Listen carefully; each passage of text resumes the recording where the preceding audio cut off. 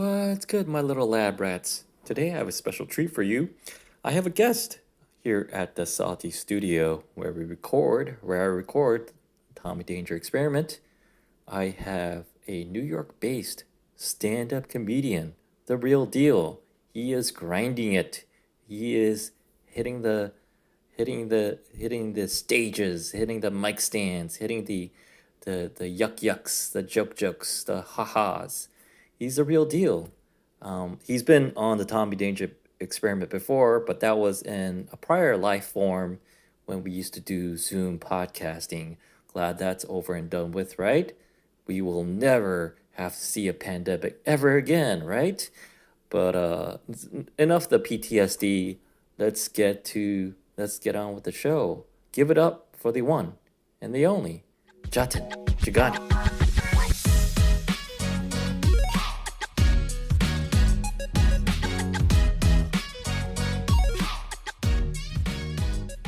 Time-wise. I don't. I got nothing going on today. Nice. Yeah. Yeah. So I got time. Yeah. Jatin Chhugani, welcome back to the Tommy Danger Experiment. Thank you. It's good to Yeah. be back, but Yeah. then this also feels like Yeah.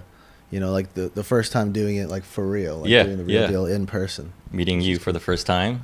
Yes, Nice. meeting you in person Nice. for the first Nice. time. Yeah. How do you like what I call the Salty Studio?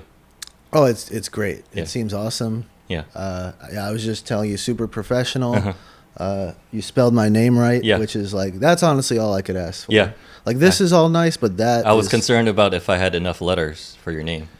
Oh yeah, I was about to get a Sharpie, and if I was yeah. running out of consonants. Yeah. The alphabet actually used to be 13 letters, but they Yeah. had to make it 26 because of my name. If because of your name. Yeah, only because of that. Yeah. So, I was like, but- man, this is an interesting conundrum for me to like set you up. I was like, oh man, I have to spell out his name. Oh yeah. No, I appreciate you making the Yeah. effort, and Yeah. you got it right. There you go. Yeah, off to a good start. Oh yeah. Yeah. Yeah. I was preparing for this. I was thinking like, you know what? I prepared the setup, and I'm very happy with the setup, but I have nothing interesting to say. So I'm just a hot date for you. Okay. You're the comedian. You have Yeah. to be like charming and entertaining here. Okay. I'm just gonna be a dumb blonde, Got it. because I dolled up for you. So That's true. We discussed dumb blondes on our last. I think we did. Podcast. I think something that along with your name, everything Yeah. goes back to your name. Yeah. Well, yeah. So I think I think what we said the last podcast was that my name is the only interesting thing about me. Yeah. And so basically, because of my name, I don't have to be that interesting. Yeah. Right. Yeah. So and I think you were saying like, oh, it's like you're like a hot blonde Yeah. because like they don't have to That's what it is. be interesting, and Yeah. that's Yeah. So, but because of that, I also Yeah. don't have anything Yeah. interesting. I'm sure we'll find something. And we're just two idiots trying to find our way. That's great. You know, Yeah. that's what podcasting is. Yeah. That's what it is. Yeah, that's what it is. Yeah. I was just to kind of like vent a little bit. I was spent not to vent, but it still was nice. Last week, for 4 days, 3 nights, I was with my parents. Okay. So my parents are getting a little bit older. They're in their golden years. I took them on a little road trip, a little getaway, because we didn't do anything for the summer. So took them on a little road trip to Cape Cod. Okay. So 4 hours from here, not too Yeah. far, and stayed at a little beachside motel in Cape Cod. Okay. And then spent the afternoon, drove up to Boston, hung out in Boston. First time in Okay. Boston for me, downtown Boston. Okay. Never been there. Never been in New England overall. And then just came back, and I'm just like, wow, it was nice to be that, because I'm the only boy, I'm the only son, Mm-hmm. to be that Asian dutiful son to take care of your parents. Mm-hmm. But it's also like, great, now I can enjoy like the next X amount of weeks without Yeah. my parents, because they're also busy. They're going to be traveling somewhere else. Yeah. Okay. Kind of like got that duty done. Yeah. It's nice. It's fun to hang out with them, but it's my parents. So Yeah. That's how I feel whenever I visit my parents or like go on vacation with them. It's like it's nice because of like the vacation aspect, Uh-huh. but then you come back to like your home and it's like, Uh-huh. well, it's like you got out of like the city for a little bit. Uh-huh. But then it's also nice to be back because you don't have like the parental control. So Uh-huh. overall, I think it's worth it just for the sake of coming back yeah. refreshed. The whole point Like is to come back refreshed. Exactly. Yeah. Yeah. Yeah. The whole point of going away is to come back. Definitely. Yeah. Yeah. Do you that yeah, vacations with parents are interesting cuz like I've gone to Europe with my parents a couple of times, but I've How do never you do that? That's the thing. And they always It's just you and your parents, just the three of you. and I have a younger sister. And Okay, so that she's definitely balances out a little bit. it helps. It Yeah. definitely helps. Yeah. The more the merrier. Yeah. Yeah. Yeah. And my parents, they always want to do like the touristy things. Mm-hmm. And I never want to do that. Like, I mean, I'll do some of it, but like they just like, we got to hit everything. We got to hit Eiffel Tower. We got to hit the Louvre. We got to do all this stuff. And I'm just like, I kind of want to just go to a bar and talk to someone. Yeah. Because that's how you get. Me too. Because that's how you get a sense of like a city, right? Yeah. Is you just talk to random people. You Yeah. just kind of walk around. Yeah. And so I haven't gone to Europe just on my own. I want to do that at some point. Yeah. That'll be pretty dope just to go on your own. Because that was exactly what I was thinking when I was in Cape Cod. They're like little pubs, little bars here and there. And I wanted to like kind of like quietly sneak out. Grown ass man, I don't know why I need to sneak out. Yeah. Because I'm with my parents. I realized I just announced to them, hey, after dinner I'm gonna stop by the pub across the street. They're like, really? What are you gonna do there? Because they don't drink. They're my parents too. They don't drink. So we have a lot of overlap here. Yeah. So it's like what are you gonna do there? I'm gonna drink, and maybe there's cool people, maybe there's sports on TV and whatever. And what I'm trying to say, I need to get away from them. But yeah, the bar around there, it's a sleepy beach town area, middle of the week, so everything closed too early. So I couldn't make it. Yeah. Yeah. But yeah, I'm with you on that where it's like, no, like get a little bit of the local flavor and talk to people, see how they like their area. Yeah. And how they are, what they think of like foreigners or tourists or whatever, people coming out from out of town, and just try to get them to open up and see what it's like. Definitely. Yeah. Yeah. I mean, that's like one of the things that that's like one of my goals as a comedian, like for the next like few years, is to like tour like around the country more. I mean, I'm not at that stage yet where I'm like consistently doing that, but that's one of the things like I want to just get to know people, just see what people are like in other parts of the country. Cause I've always been like a coastal elite, I guess, just always been on the East Coast. And then I have some family on the West Coast. And yeah, I just want to see what it's like in like freaking Idaho and shit, you know? Yeah. Is that an Asian thing to live on the coast? I think it is. The coasts and why? How come Asian Americans, Asian immigrants, we don't fuck with like the Midwest or the South?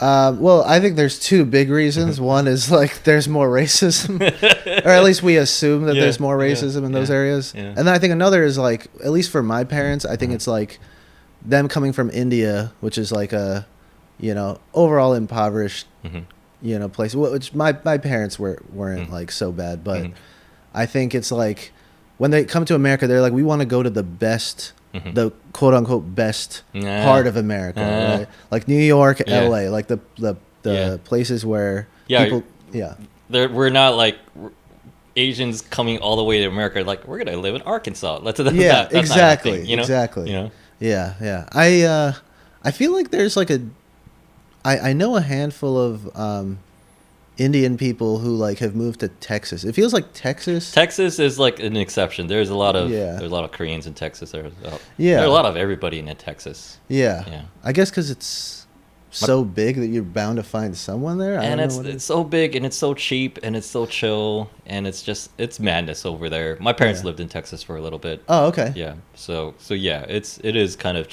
is having lived in LA, now in New York, but you know, I would visit my parents when they lived in Texas. It has its own charm. Yeah, in certain ways. Got it. Yeah, I've never been there. I want to visit. I want to see what it's like there for sure. Yeah, don't stay out there for too long. There's nothing else to do unless you're gonna just shoot guns and eat steaks and ride ATVs. That's kind of cool. I could get down with that. Yeah, a few days of that, I guess. Yeah. It's nice to just see what people are like, you know, because like I feel like when you're a coastal elite, you're like, you kind of have like in your mind this caricature of what people are like in the South and the Midwest and stuff. But then you actually go there and it's not. I went to Iowa for the first time a couple months ago because I have a friend who I went to college with who he grew up in Iowa and he moved back, and me and my other college friends we went to visit him. I did a few shows there. Nice. Like just in like Des Moines. It was in the Des Moines area. Yeah. Nice. And it wasn't even like planned. Like I didn't plan there to do shows. I ended up doing a couple, and I was expecting the comedians to be very different from like New York or whatever. But they it's all the same. Yeah, same vibe. I don't want to say it's like the same. I think New York has this reputation as far as comedy as like this is like this is where the best comedians are, like the most ambitious comedians. But like, no, the comedians in Iowa that I saw, they had jokes. They had like strong jokes. Yeah. I think the one thing that I noticed that was different there is like they were more openly crass there. Not that New York comics aren't ever, but they don't walk. They're not walking on eggshells over there when they're like. No, they're not. They just let it out. Yeah. Which I thought was cool. That's great. Yeah, like because there are comics like that in New York, but New York will also have like the person who's like they're an actor / comic. Yeah. Who it's like they're more of like a performer. Yeah. And maybe they want to be in movies or TV. They want their spot on the Tonight Show. Exactly. They're working towards that. Yeah. Whereas in like Iowa, it was like these are some real comics. These are really. They're making fart jokes. Worse than that. Nice. There were some fart jokes. There was what else? There was like child molestation jokes. There was just like all the worst things you could think of. Fucking out there. I'm sure I heard some joke about that. I'm sure I did. But they were like clever jokes. Like it's not like they were just crass. Like they were. Like their stuff was like well written. There were a few like characters here and there, but that's like in New York, it's the same thing. Like New York open mics, it's the same thing. Yeah. But I don't know. I think I was expecting it to be like so different, but it wasn't. Like it was cool. And my Indian jokes didn't do so bad either. Even though there's like no Indian people there. Yeah, they're like, oh yes, this Indian performer came from out of town. He's gonna entertain us. It's like a circus coming from one-man circus coming from out of town. Yeah, no. So real talk actually. So I went to visit my friend, and my friend casually does open mics. Nice. Right. Nice. So he was like, hey, when you come, let's do an open mic together. That's great. Yeah. And it was just like like it wasn't like a. Yeah, just a casual thing, right? Just like one open mic. Yeah. I do one open mic, and there's one Indian girl there at the open mic. Everyone else is like, it's all white guys. And the Indian girl comes up to me. She just starts talking to me. She was like, I've never seen an Indian in Iowa before. Will you be on my show tomorrow? So I had only planned for just one open mic, and then she wanted me to be on her show just because we're Indian. And then she like presented me like, this guy came all the way from New York City, and everyone's like... And I'm like, I mean, I'm an open micer at New York City. Don't like, but thanks for like bigging me up, I guess. Yeah. Yeah, but but in Iowa, you're a D1 player. You're big stuff. You're hot stuff. Yeah, I guess so. But like, yeah. I mean, yeah. To them, they probably look at me like that, but I'm just like all of you. Like I'm not. Yeah, I'm a loser like all of you. Exactly. Yeah, like I ain't shit either, guys. Come on, don't. That itself is funny to start off with. I hope you started off your act. That itself is funny. Yeah. I kind of just like stuck with like my typical material. I didn't really like make fun of, because like I was only there for 4 days. Yeah. So I didn't really get to like. That's amazing. That's amazing. Yeah. Just spontaneous, Yeah. Karma in a sense, just like being open-minded and doing stuff with your buddy, going to open mind, and then going on a show there. Definitely. Yeah, no, it was honestly like a perfect little like vacation. Like me and my like college friends that when we were like the next week we were all in like a depression because it was like we literally it was just so freeing to be there, and it was just like I just felt like a nomad. Yeah. I'm just going in any direction that pulls me in. Nice. Basically it was nice. It was nice. That's nice. Yeah. Are people attractive out there or unattractive? There was attractive people. Nice. Yeah. There was Yeah. Yeah, I don't know why I kind of thought like people that there would be like a big difference between like Hmm. the New York attractiveness and the Hmm. Iowa. I'd say New York is like Hmm. people are exceptionally attractive though. It's a marketplace of it's like, like a diamond sharpening diamond, like steel sharpening steel. Just like hot people come here because hot people are already here. It's Yes. like, oh, this is the place to like, for like, if you're like a comic starting out, you go to wherever you start out, then you come to New York and do open mics here. It's the same thing. Hot people come here because it's the open mic for hot people. So they Yes. come here. They want to like hang out with other hot people. Yeah. Yeah, Yeah. But all those hot people they come from somewhere else. they come. So So it's they're like, not from here. yeah. Yeah, I think hot people they are everywhere. they're Yeah. everywhere. But New York does seem to have Yeah. a a large plethora of them. Yeah. For sure. Yeah, I was taking a city bike to a friend's party yesterday. So yesterday evening, I'm in Hell's Kitchen right here. Take it all the way down West Side Highway, just a straight nice cruise. And even on that 20-minute bike ride, I'm just passing by. There's a hottie, there's a cutie. Yeah. That I'm straight, but that man's very attractive. Yeah. It's just like, it's just another day in New York City. It's a nice weekend in New York City. Yeah, definitely. Yeah. And I live in Bushwick, Hmm. where I think the stereotype in New York City is like Hmm. Soho or like maybe like Midtown Manhattan. That's Mhm. where like the hot people are, like the attractive people. You mean like for like stereotype from out of towners? I think People so, right? outside? Isn't that the stereotype that it's like I think Brooklyn is. I think people are recognizing Brooklyn is the place to go now. Even if you're not from here, you don't live here. They're Yeah. realizing that Brooklyn is the thing. these days? Yeah, it is, Brooklyn, and where I'm from back in LA, it's like, Echo Park, Silver Lake, that kind of area. Got it. Their version of Brooklyn over there, it's like the place to be. Got it. The Williamsburg of LA, pretty much. Got it. Yeah. Yeah. Williamsburg is known as like a hot spot Yeah. for sure now. Yeah. No, Yeah. But Yeah. but yeah, basically like any part of New York that I go to, Mhm. there's like hot people. It's Mhm. just in Bushwick, it's like maybe the more alternative, Hmm. like hot people. Like they have dyed hair and Hmm. they, Dyed hair, but still attractive. Yeah. Yeah. It's not like dyed hair and they're like fucking ugly. Yeah. Yeah. Yeah. Not yeah. It's not even like the dyed hair wouldn't make them attractive, but that's just the difference. Yeah. Like in in Midtown Manhattan, it's like centerfold, like Mhm. swimsuit. What's it Mhm. called? Frickin' Spread. that magazine, Playboy. Sports Illustrated. That's the- Yeah. Sports Illustrated, yeah. Playboy, like Yeah. the typical Yeah. like, hot Mhm. person. But then in Bushwick, they're hot, but just a little more alternative and Mhm.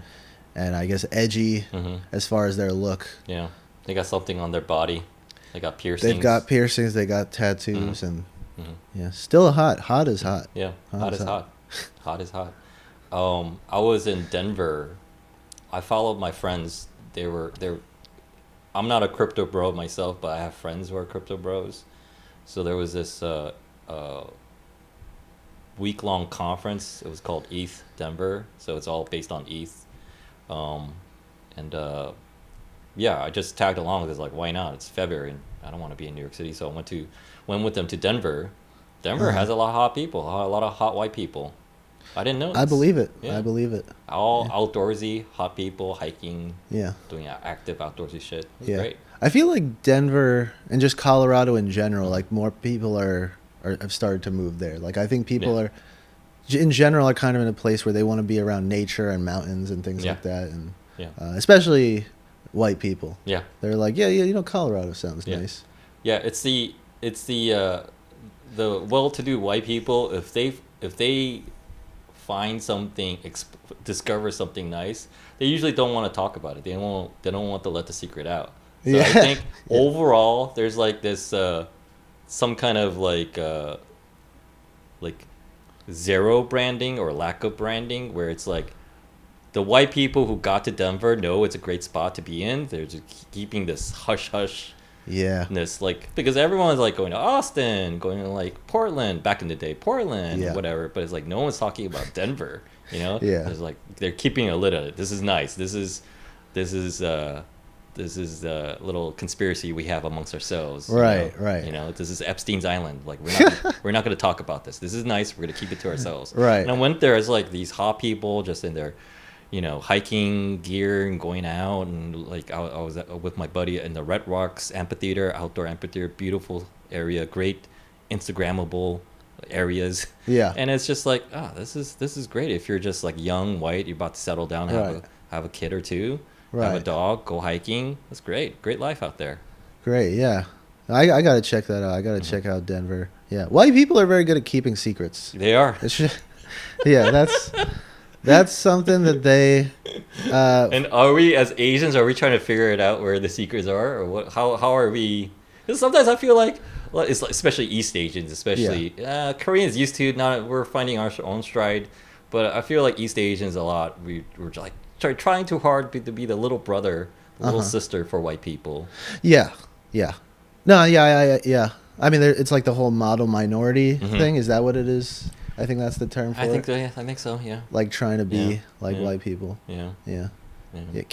Being secretive about stuff can be good as long as you're not as long as it's like you're not doing anything like slimy underneath, like for example, Epstein's Island. That's not a good thing to keep a secret about. I mean, it is for to not get in trouble, but that's yeah. Now I've been doing as far as keeping secrets, I like doing things without telling people, in the sense of like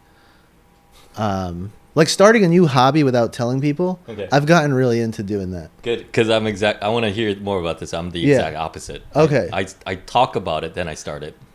Does that help you, do you think, talking about it first, or does it? It has its ups and downs, but tell me more about how you apply yourself. So well, yeah. You go ahead. For example, like with comedy, for years I like hardly told anyone that I was doing it. Yeah, because like, when was it? 2015. That's when I did my first open mic. I did not tell any of my friends about it. And then it wasn't until like 2018, 2019 that I just started going. That's when I was starting to go consistently in New York to open mics. And yeah, I like told only like my close friends. And then my family, I didn't start inviting them to like shows until like very recently. That's huge. Inviting family to shows, that's huge. Yeah, and even still, I'm like, oh, this was too soon. I was like, I should have waited till I had a Netflix special. Yeah, and they liked it. They liked seeing me, but now they're like constantly just asking me about like, what's my next show? I'm like, this is not good.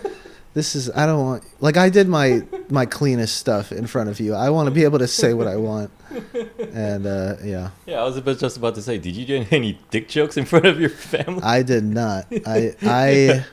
Yeah, my parents saw me do stand up for the first time, and I made sure it was like at like a show, and it happened to be like a very packed show. And I was like, that's great, because like lots of audience members, and I did almost my typical set. I have one bit about weed panic attacks. I was like, I'll just take that one out. I don't want to explain that to them like after the show. That's too long of a conversation. Like, they don't know that I've ever tried weed, and the panic attack thing, that's a whole other level added onto it. It's like your family is like the reps from a late night talk show. You're doing the set for them. It really felt like that. Like, it's like packed room, but like you're focusing on them. It really felt like that. I watched the set and I was like, well, it felt very much like a late night talk show because, I mean, yeah, the jokes were like pretty clean. I made sure that they had like punchlines. Like, I made sure it was like, like I practiced a lot for that show because you know, it's my family. They're my biggest critics. Yeah. And the jokes were relatively clean. It's your special. Exactly. I trained for this year. It's your special. Yeah, it really is. Like, that's like the biggest thing I've done as of now. And it was like, yeah, the material was clean, and like I would get like claps for saying like almost nothing, you know. So it really felt like very Was late it from night. your family? Sometimes. Were they just excited because they felt like they were part of the show? They were like, oh, it's like my family member. It was my family, but I think some of the other, because this was a bringer show, so like a lot of the other comics brought family members as well, and like, you know, like I'm getting like teary eyed listening to this for some reason. Oh shit! Yeah, no, I mean, it's just because of fatigue, I suppose. Oh, damn. Or my damn small chinky eyes. Yeah. Go ahead. Yeah. Basically, it was. I think there was like a lot of. Was it a showcase? Was there a lot of talent taking like 5-10 minutes each? It was. It was just like a bringer show. Mm-hmm. Like we had to bring like 4 people, and so yeah, it was a. It's great. Yeah, it was a showcase. Great that it's a great turnout. Yeah. Packed room. Yeah, packed room. Yeah. And a lot of it. Well, because I told my parents about it, and then they invited like 4 family friends. Which is it's like wedding. It's a wedding. It's a wedding, yeah. That's Indian people for you. Like you invite like one, and they'll bring like 6 other people. Yeah, and it's great. Yeah, yeah. It's like as if you're like getting your PhD degree. It's graduation. Yeah, seriously. That I think that's your parents brought their friends to it. It's like, oh, my son is getting his PhD. Yeah, and that's the thing. Like my parents know that I will never get a PhD, so like this is the closest thing. Let's invite everyone, so we can watch this. It's like they put a graduation cap on me at the end of the set. Yeah, and like give me a diploma. Like, wow, you made it, son. There you go. I'm proud of you. When's the next one? They're like asking me when's the. I'm like, ugh. It's like, and you screwed yourself over with that. It's a good thing, but it's a trade-off because it's like it's like they have expectations. Yeah, they do. Yeah, and I made sure like it was like a good set, and I delivered it well because I was like, I don't want them to see me bomb. I don't want that. So the positive side is like they're like, wow, you look like you take this seriously, like you did well and all that. But it's like, I'll let you know about another show in like a year from now. Which is to someone in your line of work, it's like, it's a year to like get, maybe do a 10-minute, 15-minute tight set, that's like reasonable, but to them it's like, you're just gonna do nothing for a year. Yeah, exactly. Yeah, that's what my parents didn't realize. My dad, he shared the video on Facebook. Which I did not ask him to do, by the way. I sent him an unlisted link, and he shared it on Facebook. I'm like, that was supposed to be private, but okay. And he shared it. He was like, hey, Jatin did a very good job at his open mic. I'm like, that was not an open mic. That was a show that I spent 6 months polishing those jokes. Yeah. But he probably doesn't even realize it because it's like when you hear a joke and it just sounds good, it's like, like and with stand up it's like you try to make it sound like you're it's not rehearsed. It's not rehearsed, it's conversational, it's natural. But what he doesn't realize, like it sounded like the reason he enjoyed it is because I spent 6 months polishing those jokes. But he's like, oh, look at his nice little open mic that he did. Like that's not an open mic at all. They don't know the difference. They don't know anything. They don't. Yeah, I think it's because I'm always telling them that I'm like doing open mics whenever they ask me to visit. Even if I'm not doing open mics, I'm like, I've got an open mic. I can't go to your birthday party. Yeah. But did you feel once that was done, that was off your back, you got the monkey off your back? Because I'm sure you were thinking about that for a long time. And how'd you feel after? Were you like an astronaut that went to the moon and back, or you're like kind of depressed after that? How'd you feel? I was after my parents. I felt good. I think the week leading up to it, I was very stressed about them seeing. I was like thinking like that my dad's gonna send me notes or something. Like a producer from the studio. Yeah. Like I like for like actually for a couple weeks after I did that show, I just kept checking my email to see if my dad because I sent him the unlisted YouTube link via email. And I kept waiting for him to respond with like notes on the set, like, "Hey, we liked your set, but you could change a few things." But no, he didn't. They said they really liked it, and I felt good afterwards. That's good. Yeah, leading up to it, I was a mess. I was like super stressed, but then once I did it, I was like, I felt relief. I felt felt relief. Good. Yeah. But I know what you mean about like doing a show that goes well and then after it feeling depressed a little bit. That's kind of how I felt. I went to LA. I saw that. I saw on your Instagram you were at some comedy festival, wasn't it? Yeah, it was Burbank Comedy Festival. Nice. They do it every year, typically in August or just sometime in the summer. And that club Flappers, which like runs that festival, I did a bunch of like Zoom mics for them, like throughout the pandemic. So this was my first time even going there. Nice. And so yeah, it was kind of a big moment for me, like actually going there in person. And yeah, it went well. It was a lot of fun. I like met comics who I only knew through Zoom. Nice. But yeah, after the week afterward, I did feel a little depressed in the sense of like what you're saying, like it was like going to the moon and coming back, and it's like, oh, what do you do now? Yeah, but yeah, it was a cool little trip though. Did you see that? I don't know. It was kind of blipping on the Twitter radar a little bit here and there, but I saw some comics, New York-based comics making fun of LA comics. I think this summer there was a few LA comics coming to New York to do open mics in whatever spots they can get, but they were making fun of LA comics as like, yeah, where's the green room to this comedy club? It's just a chair over there. That's their green room. Just sit next to the stage and go up when your name's called. Yeah, exactly. Yeah, green. Yeah, that was the first time I was in a green. Actually, no, the only over there you were in a green room. Yeah, we were all waiting in a green room. Like I got that real green room experience. There you go. Yeah. Which was cool. Yeah, but yeah, the only time I've been in a green room in New York was when I was doing sketch.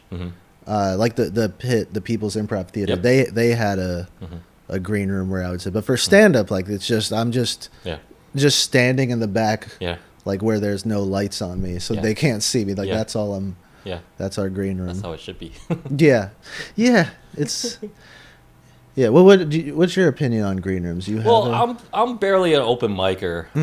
I've been just too. I think the combination of the pandemic and just my own laziness and like I was like implying before, like I like to talk a lot of shit before I actually do things. So even like this podcast, it took me a while to get this up and running, and now it's like coming back in kind of a new format with the Salty Studio and everything. But it's like as far as open mic goes, like I've been meaning to go back to it, but it's like I got this podcast, got another podcast, got my day job, and then on top of that, like it's like no, I gotta sit down and write some goddamn jokes. I gotta write. Yeah. You know, I have like a million premises, a million setups, but it's like there's no punchline to anything, and I just have to like fucking figure it out. You know, it's just like it's like okay, let's try this, and then let's try that, let's try that, and let's try that, and just have to like really figure it out in my head, and then once I feel like I have like a certain amount of like 3-4 minutes of what seems like some kind of jokes, and like okay, now I can like figure this out and go on a little run. Go for like a few weeks or a few months of like using this and figuring the finessing it, but until then it's just like no, I got other things to do as well, and just like, but it's like I was telling someone else a while ago, it's like I have multiple dicks. You know, it's like my day job that pays the bill, that's one dick. My other podcast I have, we talk, my co-host and I, we talk about cultural stuff. That's one dick. This is another dick. Open mics. I have 4 dicks. Yeah. I have to like jerk off with 4 different dicks, and they all have their own horniness schedule, you know? Right. And I have to keep feeding that. So it's a lot of dicks to manage, you know? Right. Damn. I got to start using that analogy for my own self, because I'm pretty busy too with the day job and stuff. Yeah. It just makes it a little more entertaining. Helps you get through the day. Yeah. It just, everything's material, you know? Everything that day job, I don't mind it, you know, whatever happens, you know, it pays the bills and gives you a sense of routine and responsibility. Yeah. You know, it is what it is. You know? Yeah. But yeah, it's like I finally, the pandemic and all, because I didn't want to get into the whole Zoom thing. I wasn't really up for that. But definitely respect for everyone, including yourself, too. Everyone who did that, just keep applying yourself. But for me, it's like, okay, finally got my ass back into an open mic, like, recently. So I did 2 open mics. And, I realized, okay, I have something here, but I need to keep writing, you know, just like notebook, pen, paper, the best way, you know. Certain things that just pop up while I'm just, like, going to places. Okay, open my phone, open my notes. But then it's fucking depressing when I see my joke notes on my phone and my Evernote. And just like, shit. Yeah. So the last time for our first podcast that we did, I think you said at that time you were more interested in podcasting than interesting. And I think this was like really like, this was like the winter 2021, like January 2021 or something. Like that, yeah. So I think like a lot of comedy clubs were like closed then. So maybe. So you said you've been trying to get back into like doing mics and stuff recently. It's I don't know if I'm just being overextending myself. I probably am. I have juggling 2 podcasts now, and but trying to find some kind of like levelness in like it is time consuming. There's some effort, but it's like this is pretty easy, for me. Just having things set up and then post production, uploading it, it's not too bad. Joke writing a solid 20-second joke, like, that is intense. That's like I'm racking my brains, and just to go to an open mic and get a few people to chuckle at it. Yes. Oh yeah, for sure. Okay, there's something there. There's something there. You Definitely. know? That's like a lot of intense work. That could take like months. Yeah. And you're just doing whatever you're doing, So podcasting, this and the other one, it takes time, but it's pretty chill. It's fun, Yeah. Yeah, I've been learning with like joke writing. This is something I still struggle with. It's like when I'm writing, I have to like understand I might not get to the gold today. Like if I'm writing about a specific topic or whatever, I might not find like that joke, like the joke that ends up being like the one today. But it's like, just try something. Just write down whatever ideas you come up with, and maybe tomorrow you'll think of something. Maybe a week from now, maybe 2 months from now, you'll revisit this bit, and you'll have the joke. It'll just pop into your head. And I keep trying to tell myself, like when I'm doing a writing session, it's like you're probably not gonna have an amazing joke right away. Like it'll take some time. Might take some reps, like just trying it out on stage. And because it's I think that's something I've been trying to like what's it called? Yeah, I'm basically just realizing that now because like so many of the comics that I like, they just look so confident and natural, and they have these great sharp jokes, and it's like they got to that from doing a lot of reps, probably telling some much worse jokes when they first tried out the bit. And it took them time to get there. And they also have like just experience in general of writing and performing. So like I keep trying to like tell myself that like it's like, like I'm still, we're in the early stages of this thing, and it's like, I think the best thing to do for us is just like keep trying things out. Just keep doing it. Yeah. Do you like I don't know why. My parents and we were on a trip last week. We stopped by Barnes & Noble. My dad wanted to get something. And I was just like looking around. I like books. I like to have books. I don't like to read books. But it's like, it's Barnes & Noble's nostalgia. So I was looking around. It's like, let's pick up a book. Let's pick up 2 books. Picked up books. And I'm like, okay, it feels good to have books. It feels good. And it's just like also just reading like successful, critically acclaimed writers and seeing... I'm just like, because I haven't picked up a book in a while where it's like, I could see how they write. And that's going to be fucking helpful to me right now. Yeah. To see, because, whatever genre of writing you're doing, like you're seeing professionals have a tight, great grammar structure, points, logic, everything in storytelling, dialogue. I was like, this is going to be good. This is going to be good. Yeah. So you're saying like reading that kind of stuff, like I'm excited. I'm excited to read the books that I've just bought, but also going back to the books I've had that I never really thought twice about. Just going back to them and seeing like, you can tell like certain, you can when you're listening to a joke, it's like that's a great joke, but it's just like it's also writing. It's also like like little things show, don't tell. Little things trying to use action verbs as opposed to like he is or whatever. So it's like little tips, little high school. You think about my high school honors English teacher, and that guy was a douche, but that guy was really sharp. Try to think about those, remind yourself of those tips and tricks, and just like apply that in your writing session. So I was like very happy to like buy books, but also like I have an ulterior motive. It's not to enjoy the book, but it's just like, so that's how they're doing it. Because it is interesting how your mind works is like through the written word, whether you're writing it or reading it. It's like very different from like watching TikTok or watching YouTube. Yeah. For sure. Yeah. Yeah. No, I definitely agree with that as far as like just taking in other types of writing or other types of art. I'm not good about reading. I mean, I read like articles and things like that, but as far as like books, I need to read more. What kind of articles do you read? Whoa, just your own interests, Yeah. I mean, I kind of just try to keep up with social issues and things like that related to like, racial stuff or like, gun rights or abortion. I try to just be in the know about it. Good. Yeah. I haven't been great about it recently. I think now it's like I'll see the headline or whatever and I'm like, all right, that's good. That's happening. I'm gonna go do something that makes me happy. I'm gonna okay, I know what's going on. That's about. But that as far as stuff that I do read, it's usually that. I'm big on music reviews. Like I'm just a big music fan in general. Nice. And reading like music reviews, like on like Pitchfork and things like that, and music as well. Like as far as like like sometimes music will inspire me as far as like structure and as far as like how open and emotional they're being and just like other it's definitely good to experience other forms of art to inspire your own art. Cuz so you're reading journalists people writing about reviewing about music. That's something I'm really interested in. Interesting. Yeah. What specific genre of music?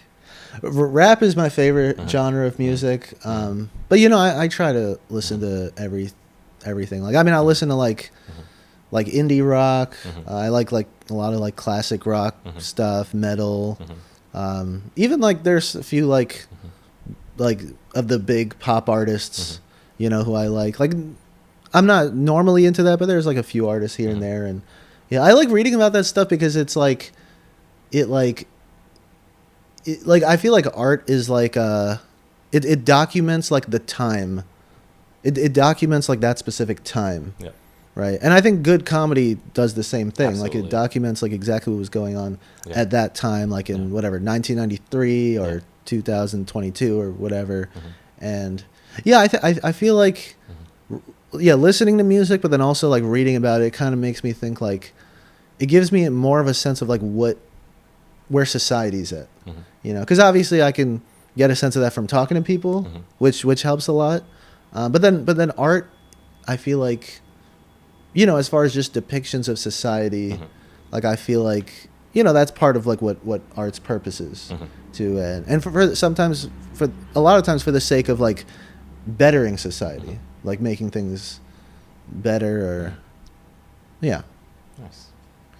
Yeah. It's interesting that like I know there is a such thing out there. Well, it's like reviewing and journalism for like all kinds of things, for music, for movies, for food. Yeah. It's out there, and there are a lot of great people, great thinkers out there who are like commenting, putting their own commentary, putting their own spin on these things. But I'm not really a music guy. I'm not. Well, I have like a a wake up playlist on my Spotify. That's about it. I don't really listen to music. I mean, I do podcasts and I consume podcasts too. But even like the podcasts I consume, it's mostly like sports. Got it. Sports, and then I'll watch like YouTube reviews of movies. Oh, okay. But music. I'm not. Yeah, I always need like. So, can you recommend an artist that you discovered recently that you like? This is what I ask all. Yeah. This is what I like. Yeah. An artist I discovered recently that you like. As far as in the last year or so, you're like this guy's good, this girl's good. Yeah. So someone who I've really gotten into over the last couple of years is Madlib. Yeah. And he's a hip hop producer. He's been around for a while, but I've recently like really gotten into his music. He's underground, but he's like one of the bigger, more popular underground artists. He's on the ground. He's on the ground. Yeah. He have you heard of MF Doom by any chance? Course. Yeah, that's like a more familiar name. Yeah, but him and MF Doom did an album called Mad Villainy together. It has songs like All Caps and Accordion, which you may have heard of. And that's that album, Mad Villainy. That's like one of my favorite albums. And So Madlib produced that. He produced it. Yeah, he made all the Nice. beats Nice. for that, and he there's another album called Pinata Mm-hmm. that he did with Freddie Gibbs, who's Mm-hmm. like he's becoming like a popular rapper Mm-hmm. like now, Mm-hmm. and but yeah, his music, it's like it has that kind of Mm-hmm. old school like '90s feel, like the boom bap Mm-hmm. sound Mm-hmm. of like, you know, '90s like East Coast hip hop, Yeah. but it's a little more experimental, Mm-hmm. and yeah, he takes a little more risks as far Mhm. as like it won't just sound like a typical rap beat all the time. Mhm. So that's what I like about him. Nice. And but yeah, it's just like, yeah, I like him because it's like, well, one, that kind of music relaxes me, like that kind of like what's it called? I mean, there's all these playlists called like lo-fi study beats on Yeah. YouTube. It's like that stuff, but in my opinion, like he's like a more authentic version of that Mhm. kind of stuff. Like he, you know, him and like Madlib and like Jay Dilla, Mhm. who I don't know if you've heard of, but they're kind of like I'd say like they're like the originators Mhm. of like that kind of sound. Mhm. Or at least like they were like, they kind of helped popularize that sound. Mm. You know, like they're known as for being underground, but they kind of helped popularize that Mhm. like lo-fi, Mhm. chill hip hop Mhm. sound. And New Jabez is another one who I don't know if you've heard of him. I don't. After I moved Oh, to, okay. I don't know any of these. Oh, names. okay, yeah, But it's yeah. great. You're I'm not learning. big on music. Yeah. Yeah, but Yeah. yeah. I'd say Mhm. I listen to Madlib because he has a few instrumental albums. Nice. I'll like throw that on when I'm like writing sometimes. Yeah, Or even yeah. when I'm working. Mhm. Yeah, I definitely. Yeah, sometimes if I'm like really busy, I won't like get to like really listen to an album and really experience it. But Mhm. then it's like, oh, let me just throw on some instrumentals Yeah. in the background. But that's the whole thing about any kind of instrumental genre is like the human voice is like so captivating and so like personal, like so you really want to listen to what they're saying. Even it could be even a foreign language, like you don't even understand that person's what they're, you know, performing and what language they're performing it, but you still want to listen to what they're emoting. Yeah. So when you have someone singing or rapping, it's like kind of like gravitating towards that, as opposed to instrumental. It's just in the background. It's nice. It elevates the mood. So it's classical. It's EDM. It's rap. It's jazz. Like it's just like it elevates the mood and makes you kind of stay in the moment. Definitely. Yeah. Yeah. No, yeah, music was like, that was kind of my first love before comedy. Mm.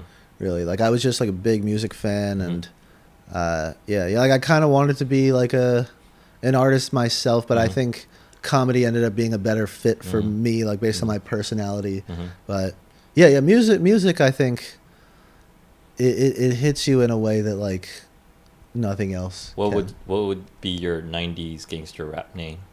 90s gangster rap name. I Mhm. think I like have you heard of the Wu-Tang name generator?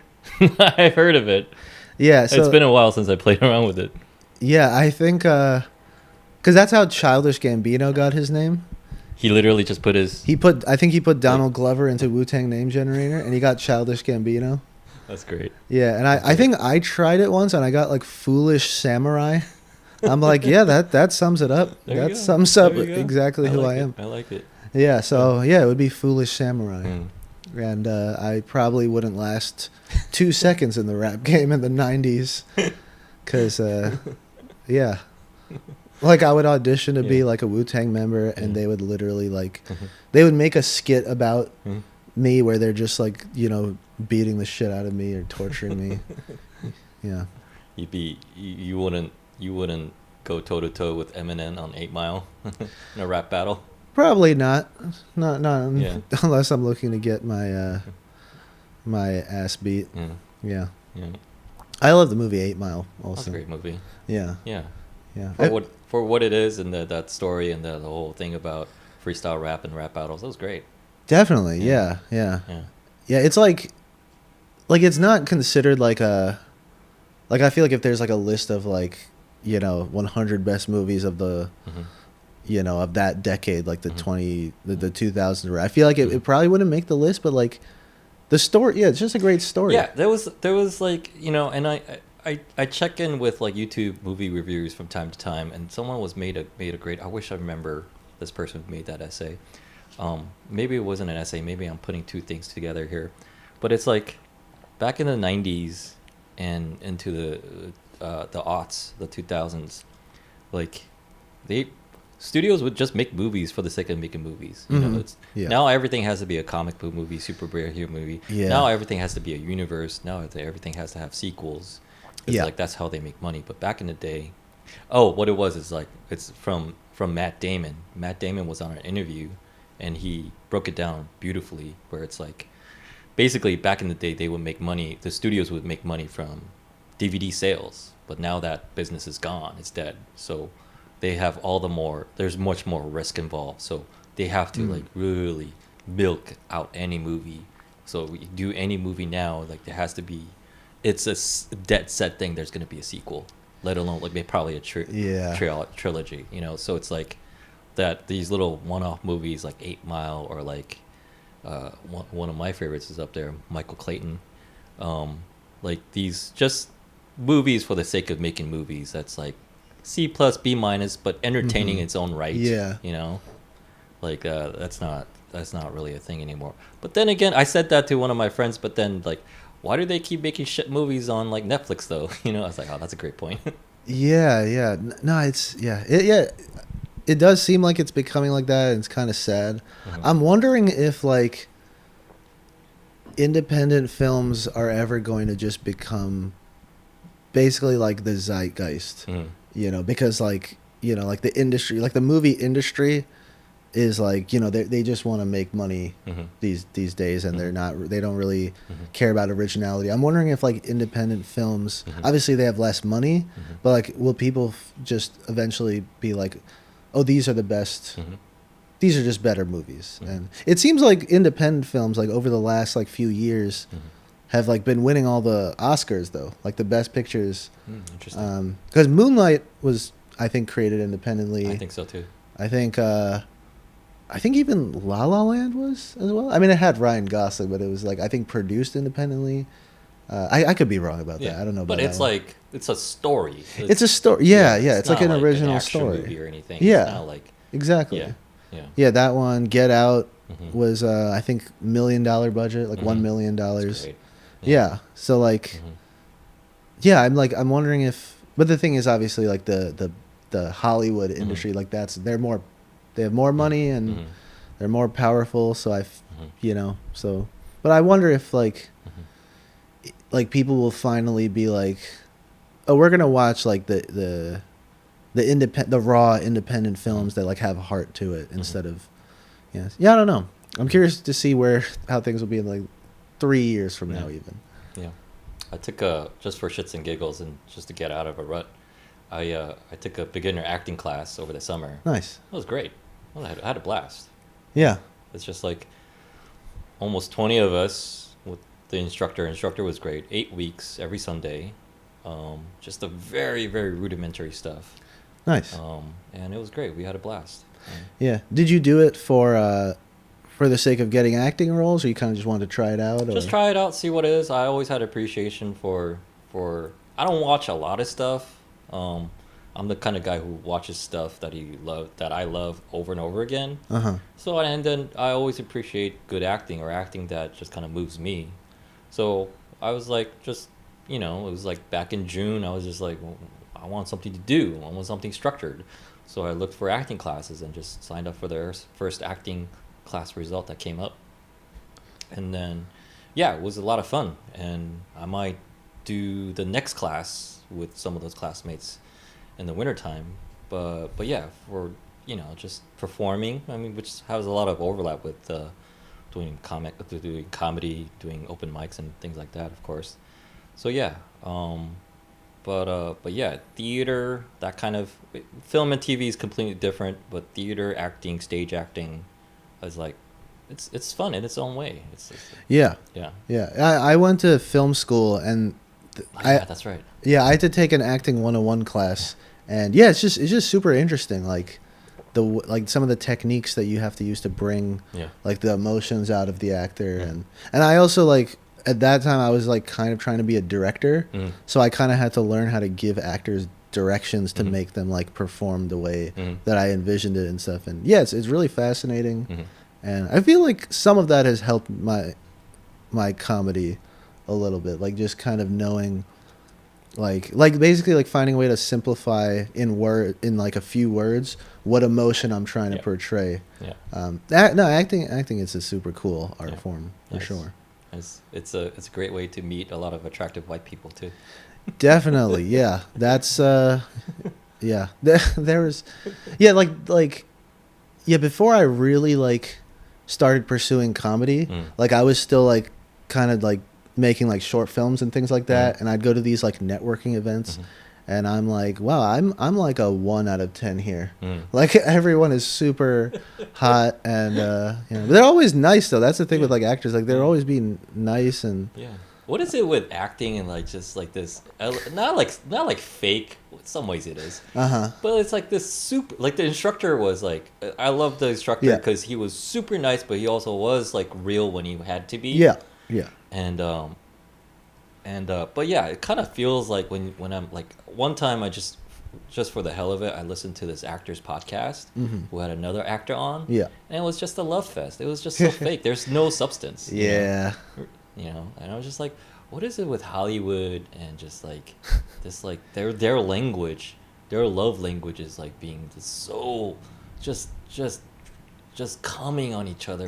Like, just love, like flowery words, just like oh, you're the best. And when they're going on the press tour, maybe it's just like that whole press tour thingy for like promoting their work, and just like they have to do that nonstop. So it's part of their language, part of their industry. But, but even you saw that in the networking events that you've been to for like definitely acting. Definitely, yeah. There definitely is some of I don't know where it comes from.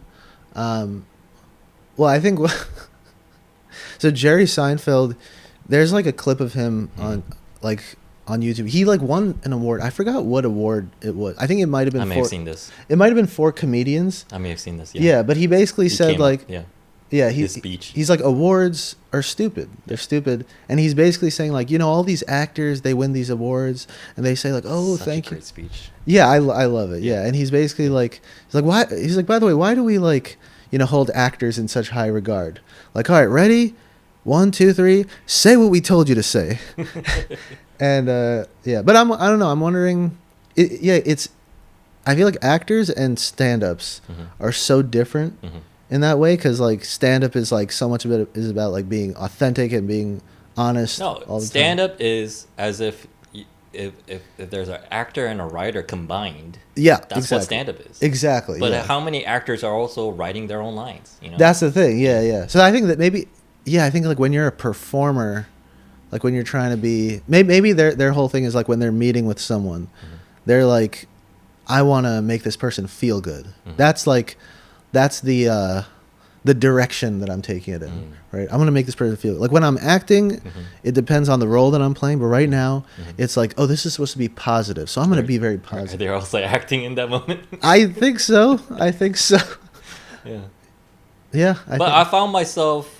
But it's kind of like getting caught up in the moment, like this contagious bug of being positive, because like in my silly beginning acting class, and you know, we had scenes, we had scene partners, and we had to like take a play, and then you know, a couple of pages we had to act it out, we had to perform in front of our classmates, and then afterwards, you know, we would talk about it, and then it's just a lot of positivity, and I found myself doing it, and it feels good to do it, and sometimes it's necessary because it's very draining, it's very nerve-wracking, even though you're enjoying it. I enjoyed it, but it's very nerve-wracking, and it's like, oh, you did great, and you did great, and we're all just like loving each other, because it is, and it feels good to do that. It feels good to give out love and receive love, and like just encourage each other. It's like, you're gonna do the next class, I might do the next class, and it's good. No, that's the thing. I feel like that could be why they're always like praising each other, because it's like you have to show a lot of vulnerability to act. However, with stand-up, we have to do it as well. But stand-up is a different beast, don't you think? It's like, it is. It totally is. Yeah. It's like, oh, okay. Yeah. it was a shit joke. I understand. Yeah. Yeah, we're a little more like, yeah. I mean, I think with stand up, it's also you get like the real reactions to what your performance is like. Yeah. Whereas like with In acting, real time. Yeah. yeah. Whereas with acting, like if you do a not so great job, they'll be like, "Hey, can you just say it a little more like this or whatever." Whereas with stand up, it's just like you won't get any laughs or whatever. And Acting, especially if you like, I've been meaning now that I took an acting class, I've been Yeah. meaning to go see some off Broadway shows and just see what it's like. But it's like acting, like watching people act, whether it's on TV, whether it's much more brutal on TV, I suppose, on screen. But if it's like on stage or theater performance, it's like going to a gallery or exhibition and looking at art. I'm like, okay, that's cool. That's yeah, someone's work, life work, and it's just squares and circles and right. like, okay, that's interesting. And have a sip of your wine, champagne, whatever that's being passed around, Yeah, and talk to people, and you just kind of take it as it is. But comedy, gold comedy is like, I'm not laughing. And, it's awkward, funny, but it's not great. Right. Kind of feel like heckling. yeah. That is one thing that really sets like stand up apart from everything else. Actually, you know what I think it could be like for like the big difference between like what you were saying, like actors kissing each other's asses is like when they're on set, especially for a big Hollywood film, right? Like Leo DiCaprio, who amazing actor, but like when he's on set, when he finishes a scene, I'm sure people like clap like every time, or at least when they've done like the final take, like wonderful. I'm sure, and it's like they're showing vulnerability, and then they're getting so much praise for showing the vulnerability, and so then they kind of have maybe what's the word? I think just showing praise is just such a big part of like the job, like and just like the culture of like being in that world, like of acting. It's like wonderful job. Like that's just part of what it is. Whereas with stand up, it's a little more real, a little more. And it's part of my day job, being in the accounting finance world, being in the, like kind of like consulting world for small businesses. Like it's like, no, I need to see a situation and I need to find what's wrong with this 10 different ways. Yes. That's my value add. That's how I bring value to people, because it's literally do or die. It's like they're people's livelihoods in small businesses. It's like, no, it's like, okay, what's wrong with the situation? And let's find different ways it's wrong and let's find a practical solution to it. Yeah. So like, it's real life for me, and that's how a lot of people live, whatever profession you're in. You're like a salesperson, you're a corporate person, you're a doctor, you're a lawyer. You're trying to find ways like this it's a problem. Here's a problem. Here's another problem. Here's another problem. Sometimes identifying a problem is a huge skill, but that's real life. And then we think of what we're just talking about, Hollywood and actors. It's fantasy, It really is, yeah. Maybe they just get caught up. Yeah, I think they get caught up in the fantasy of the film that they're in, and they're just like a little bit detached from reality. Yeah, sometimes. It does remind me of my Christian church days too. Oh yeah, just going to church and like Sunday best, and like, oh, good to see you. How are you? Yeah. Like, there's a newcomer. It's like, oh, how are you? What's your name? Where are you coming from? Yeah. It's a lot of that, Yeah. And it's just like the reality gets a little blurry when you're in that bubble for a long time. For sure, yeah. It's interesting because what you're saying about like your accounting job, that's kind of how. So I worked as a video editor for 5 years, and that's kind of how I felt, because it's like you're always just trying to find a lot of what video editing is, especially for like short films. For example, is like you're trimming the fat. You're like cutting it down to the best stuff, and in order to do that, you have to be a little cynical sometimes. And yeah, so when I was on the sketch team, I like some of the people on the sketch team were actors, and I'm not trying to like shit on them. Like, they're good people and everything, but there were a few times where I was like. Like when we were putting the sketches together for the show, I was like, hey, I think I don't know if we should do that one. We only have an hour. I think we might need to cut that one out. Yeah. And they'll be like, but they worked so hard to prepare for it. I'm like, we can do it later. The show is tomorrow. We got to get it done. Let's just get the job done. And they're like, oh, but she just put so much time into the performance and everything.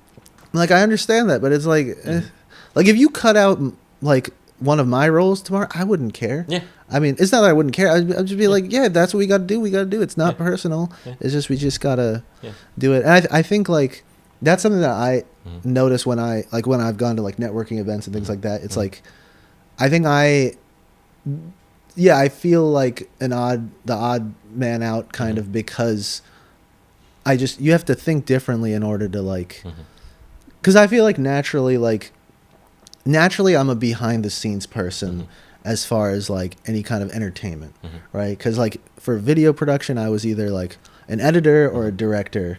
And then for comedy, for a long time, I was a writer before I was trying to be a performer.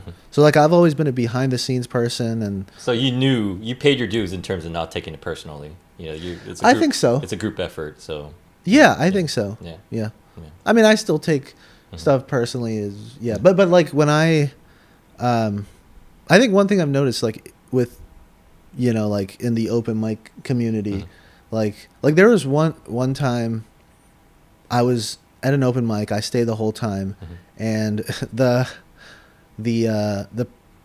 producer of the club, let's just say, came up to me and was like, hey, Jatin, I know you're supposed to go in the we need to cut the second half of the mic short because we got a show coming up. Can you do your set?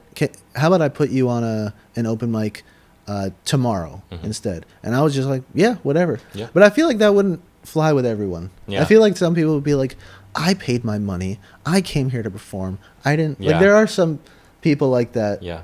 In the Yeah. in the comedy Sometimes world. it's good. Sometimes it's necessary to get ahead, right? Yeah, you're right. Yeah. Yeah, or to be like to like fight for your Fight for yourself. Fight for even to Yeah. a level of being petty. Yeah. I think you're right. Sometimes. I think you're right. Sometimes. Yeah, Yeah. I question because I'm always Yeah. at least right now. Well, I think I'm naturally like just kind of like this. But like, if someone's like, if someone says like, "Hey, you gotta go home," like if I'm like, Yeah. like if someone is Hey, just we don't want you to follow your dreams tonight. Come back tomorrow. yeah, if someone And you're yeah, like, okay. yeah, I'm always like fine with stuff like that, and like I wonder if it's good or bad. Like I think it's good in the sense that like the booker will be like, "Oh, you're easy to work with, so we'll Yeah. keep working with you." Yeah, it's a relationship. It's Yeah. But on the other hand, And it's then, like at least the good bookers were like, yeah, I owe Jatin a solid. So yeah, you know. yeah. But then the shitty ones be like, yeah. Yeah, whatever. the shitty ones will take advantage. But I think I have a good sense of like when someone's taking advantage of me, Yeah. or when someone's Sure. just like, you know, like when they're like pressed for time and it's like, hey, we can't have you go on, and it's like, obviously it's shitty sometimes when you can't, you know, when you get I guess inconvenience like that. But it's Yeah. like it's just like I know I'm not Yeah.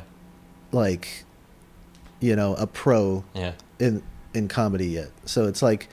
You know, I'm still willing to pay my dues. Yeah. I'm still willing. I'm a similar vibe to you in the sense that like I try to be as chill and flexible as possible. I understand things Yeah. happen, it's reality, and certain things don't go your way. But I always try to, because I've been like kind of meek growing up as a kid, awkward teenage phase and all that. And as an adult, I realized like no, like and people and family friends around me would be like, no, you allow people to walk all over you. You shouldn't really do that. So I took that advice to heart. But now it's like, I still like to be chill, but I like, to me, like, pettiness is an art form. It's a discipline. So it's like I'll roll with the punches, but it's like I want to let them know that this is not what we agreed upon. Like someone comes late. If a date is late, she's like a knockout, but she's late. Like, oh yeah, you're late. Got it. I don't want to let people. Even if it's just a petty little side remark. Yeah. I want to let that out. Just to let them know that I still see everything. That's good. Yeah. It's just like I'm not gonna let you get away with things. I'm just gonna get my piece in. Yeah. And then we can move on with the program, whatever it is. Yeah, that's good. Yeah. Well, it's interesting because growing up, I was the same way. Like I was just like pretty meek, and I'd kind of let people step with me, and I'm like, it's like I don't ever want to be like you said, like a petty person in any way, but at the same time, if someone does wrong you, it should be addressed. Yeah. I think the thing I try to do, and I think this is similar to what you were saying, is like if someone wrongs you, is like, hey, this is incorrect. can you like correct that next time? And I feel like that's the way good. you're supposed to I deal think with. you should.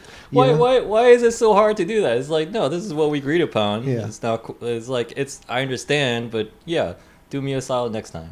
Yeah. Yeah. But I think that that's the test. I think to see if someone's like a good person is like Brilliant. like if you're Yeah. able to tell somebody Yeah. like for example, if someone shows up like an hour late to a Yeah. date or something Yeah. like that, Yeah. and you're just like, hey, you were a little late, I noticed, and if they say sorry, Mhm. it's like, okay, they probably a good person, let's give them another chance or Yeah. whatever. But if they get defensive and they're just like, oh Yeah. well, it's just it's just lunch Yeah. or something like that, then it's like, I don't think there's gonna be a second date. I don't think it's because that's the thing. It's like it should be easy to just be like, hey, just letting you know Yeah. you had a little hiccup there. Can you fix that? Because people will say that to me, and if they say it respectfully, I'm like, oh, got it. I won't do that again. Like totally. But some people, it's like they're like, but who cares? Like who cares? Like they'll just get defensive Yeah. and they'll overreact, and that's I think a good litmus Yeah. test. Yeah. My always knee-jerk answer to who cares if they say that to me is like, I care. You know? Yeah. They have nothing to say. Right. Yeah. Right. Yeah. Yeah. I've also been realizing that in the comedy world, and then I guess in the entertainment world in general, there's a lot of things just go wrong a lot, and if it gets really bad, I definitely try to address it. But like, there's just a lot of chaotic people in this industry. I think I was thinking about that in the sense of like, like when I'm with people, when I'm with like some networking event, some party, I already know I'm the weirdest one. Yeah. If I go to open mic, I'm like very mid, you know? I'm like, oh, I need to amp up my chaos. Oh, okay. I need to be like day job and like multiple dicks and all that, whatever. Yeah. But at the same time, I need to like try heroin, you know? Like I need to go ape shit every now and then. You know? Yeah. And just like tap into that because like what you're saying about entertainment and a lot of chaotic people, not just performing, but I'm sure they're involved with behind the scenes stuff. And their producer, Yeah. their show, they should be organized. Yeah. They should be punctual, but they're not. You know, they're not, but yeah. that's the industry because they're trying to, you know, it's the tip of the iceberg when they're trying to. It's a Saturday night. It's a comedy club, and we've got a lot of people and you're spending good time and getting dressed up to go to a comedy show. Like, yeah, and then you like it's an hour 30-minute show and like 10 performers and everyone was laughing nonstop. But it's like, yeah, but behind the scene there's a lot of demons. Yeah. You know, Yeah. there's a lot of chaos. There's a lot of anxieties. Yeah. You know, both the performers and the owners and the producers and like everyone that even like, you know, the people running the place. Like, yeah, it's gonna be like that. You know, but It is. But what's your take on that? Yeah.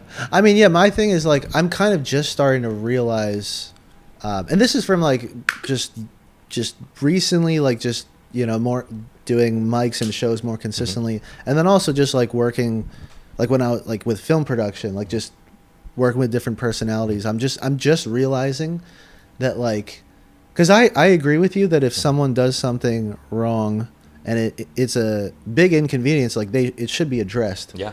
But I'm realizing there's some people, it's like they're just so far gone, like they're so unbelievably unhinged, and that's just who You're they just are. talking to a wall. Exactly. And I'm just like, is it even worth it with this person? Like I don't think that I can fix. I'm like, yeah, like, and I actually I feel like that's It's why like having a child. Is my child on the spectrum? Yeah, seriously, yeah. And I feel like that might be why so many producers, like comedy and like film producers, are like jaded, and they're just like, they see just swaths of people like that. Just just cokeheads. It's just like exactly, yeah. And they're probably cokeheads themselves also. They're just like, yeah, this is the only way I could handle this shit. Yeah. And because they're so jaded, they're probably like, yeah, we don't give a fuck either. Yeah. We're just, this is just the industry. Yeah. That's just what it is. Yeah. And yeah, and it's like I think that's one big aspect that I don't really like about just the entertainment industry and in comedy is like, oh, some people are just fucked up, but they're getting laughs, they're drawing in crowds of whatever, and it's like, would a ethnic would a brown people like brown centered comedy club do well? Do you think? Is it because from what I was thinking about what you're saying, maybe there's some racist connotations with like booking and all that, but and then to not just like is there racism in like New York comedy scene? Like let's get beyond that. Yeah. Would a brown comedy club do well? You know, like Indians, Pakistanis, Bangladeshis. Like, would a brown comedy club do well? That's a good question. I don't know about brown comedy. Well, so I know that there's some like brown comedy shows that I've been like hearing about, like Laughing Lussie. I don't know if you've heard of that. And yeah, I'm curious to see. I think comedy overall is such a chaotic art form that like there's always going to be some level of disorganization. Because I think all comedians are. I think because they have to show that kind of vulnerability, I think it's like. Here's the thing: I don't want to say comedians should get a pass at all, but like I think if you're in the comedy world, you should be conscious of the fact that comedians are showing a certain level of vulnerability. So like, we should be like sensitive to that. I think what I'm trying to say is like, I don't think like whether it's brown comedians or white comedians or anything, I think that chaos is always going to exist. But it does seem like, I feel like if there's like an emphasis on doing good, and making sure people are treated respectfully, that definitely could go a long way, for sure. Yeah. This is good because I am, consummate. I love having fun. I like being in fun. But I'm also a thinker and I'm also a business person.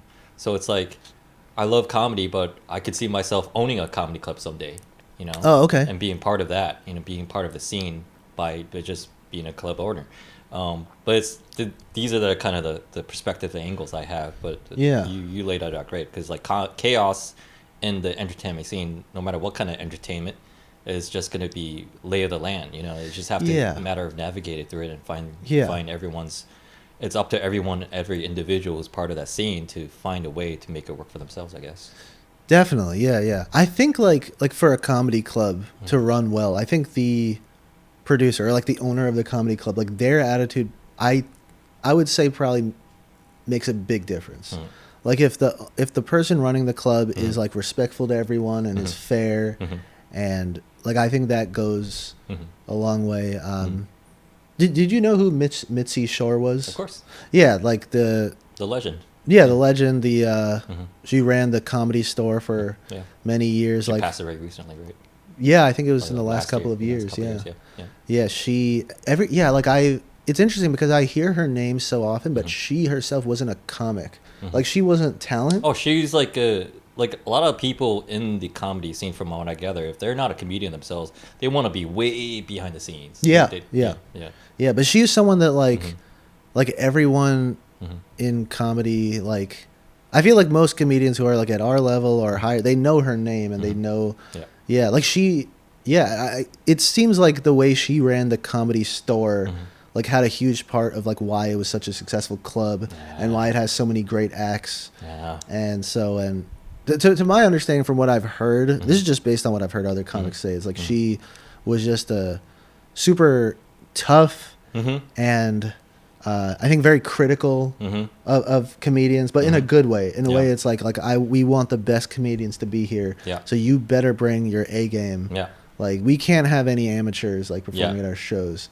And I think that's why, like, there's so many. It's such a legendary club. Like she probably, had a huge part in that. So I think the owner of the club, like the way they run things, that's a very important job. I think so. Like, I think if you're kind of like the admiral running a Navy SEAL training program, so you got to be tough. You definitely, the best of the best coming out through that. Definitely, program, yeah. That's the thing. I feel like for that job, you have to be tough. I almost feel like that's like a requirement, and whether or not you're like nice, that's like, I think that's always like going to be secondary, just because there's going to be so much chaotic energy all the time. And because the thing is, if you were like a nice, fair person running a comedy club, for example, like it's like that definitely sounds good in theory, but if you're nice to the point where you let people step all over. Like if I ran a comedy club today, oh my god, that shit would not last a week. Like I would just get trampled. I'd probably end up dead, honestly. Like I'd be like, yeah, because it's like. It's literally called Dead, DED Comedy Club. Oh yeah, Jatin's Dead Comedy Club. Dead Comedy Club. Yeah, no one shows up. The comics don't show up. The people don't show up. Nothing. It's just you. It's just me. I'll stop by. Great. I'll open for you. Oh, thank you. I appreciate it. Yeah, It's our families there. Oh yeah. But no, I think it's like it's interesting because like performers of any kind, like their job it's unique. It is a unique job. It's different from like being behind the scenes, and that doesn't mean they should have like special treatment and we should just let them get away with anything, like not showing up or showing up super late or being on drugs. We shouldn't let them just get away with anything. But I think they're showing a certain level of vulnerability, and we should respect it. But there's a difference between like respecting them and just letting them just be a freaking like an unhinged like loose cannon and just no accountability, no discipline, no like just a professional respect, professionalism. Yeah, like we shouldn't roll our eyes and be like, oh, that's just what comedians are like. But we should, we should show them respect, but then also be like, hey, at least show up on time. At least do your, because, I don't know if that could ever be fixed. Yeah. But you gotta find ways to also compete. Find ways that avenues where it's like, no, I'm gonna be a professional about this. I'm gonna be on time. Yeah. I'm gonna have like high, strong work ethic. Yeah. I'm gonna be respectful to all my colleagues in the industry. You know? Yeah. I definitely try to be that person because like I don't consider myself an unhinged person. Actually, to go back to what you were saying, because you were saying that like you feel like when you're around like normal people you feel out of place, but when you're amongst comics you're like middle. You're like I don't go to open mics that often. Whenever I do, and I see like, oh, these are my kindred spirit. Like I'm just like an average person. I'm just got it. Like they're weird like me. That's what I feel. But if like I was at someone's party like yesterday, it's just like, all right, let's have a little filter here and there. Got it. It's like so that little cat's gonna run out. Yeah. It's gonna hard to bring it back in. So yeah, because I relate to that because I feel like.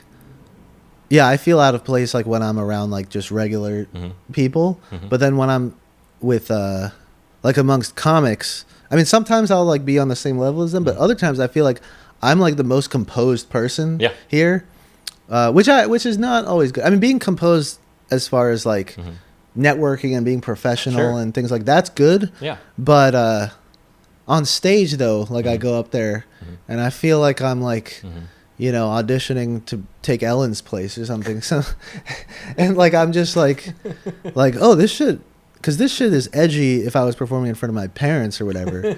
But for these people, I'm just like they're looking at me like, yo, let it loose, man. So I'm saying we should take mushrooms together sometime. We should do something crazy together. We should do something crazy. Yeah, I've kind of sworn off all drugs, but I'm doing do something crazy. It doesn't have to be drugs. Yeah.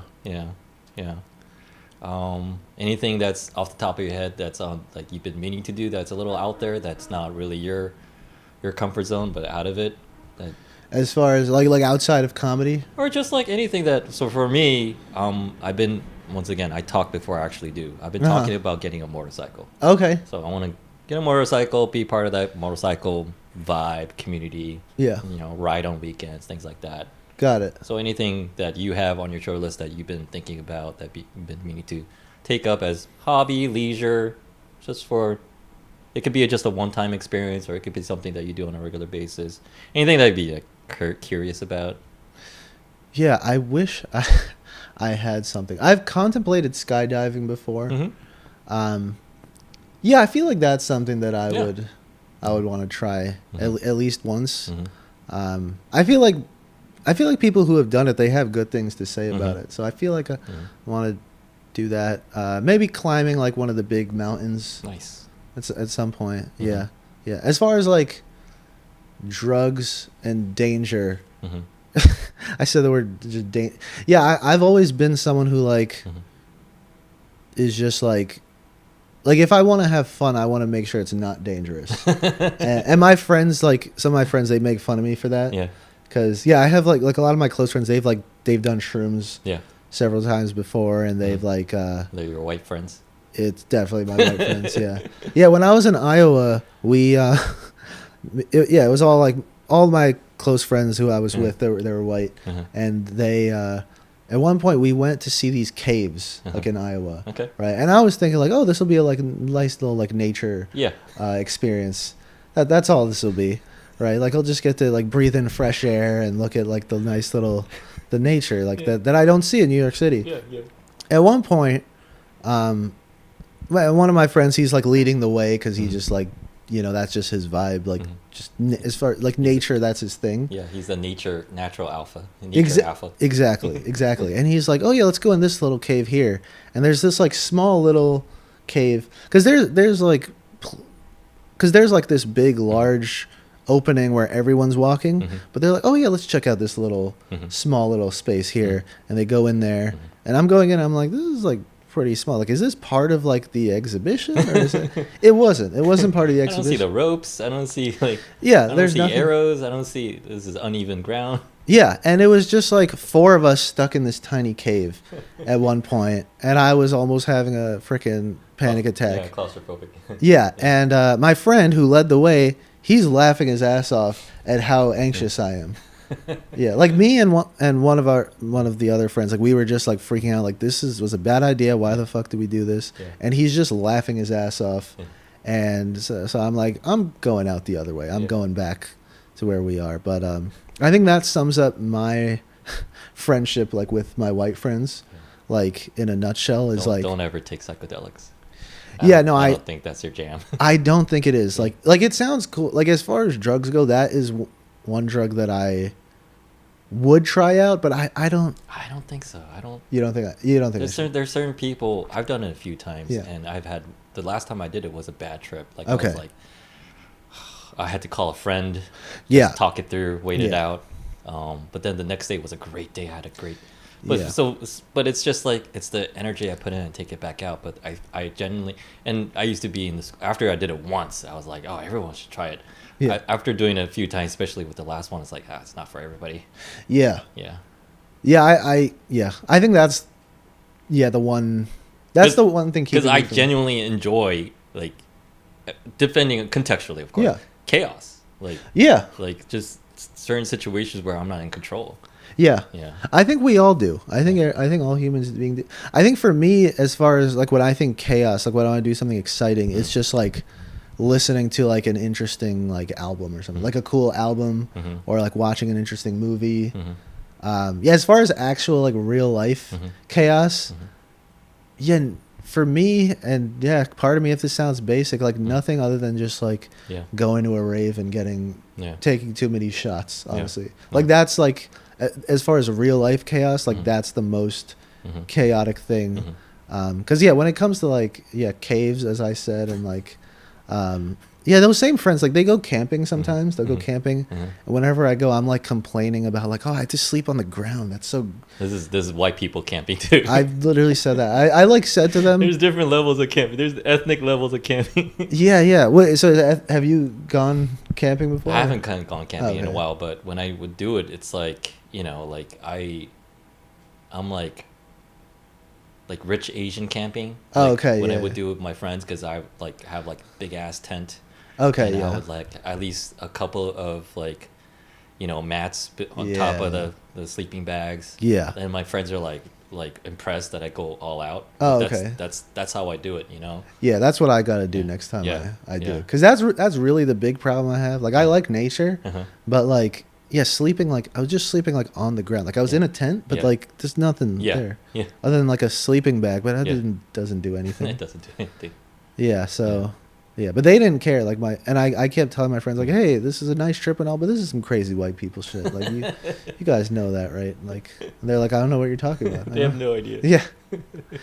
Yeah. But that's my fun theory or observation is like the white, of course, there's different kinds of white people, but the white people that, especially who love nature like that, they're the direct descendants of the people who pioneered this whole damn country. You know, they have it in their blood. They're just like literally go out and look at weird shit, do weird shit. Yeah. You know, explore, and that's literally in them. You know. Yeah, that is. Yeah, and that's something I envy about white people, like my white friends at least, is like they're just not they're just not afraid to try anything new. Yeah.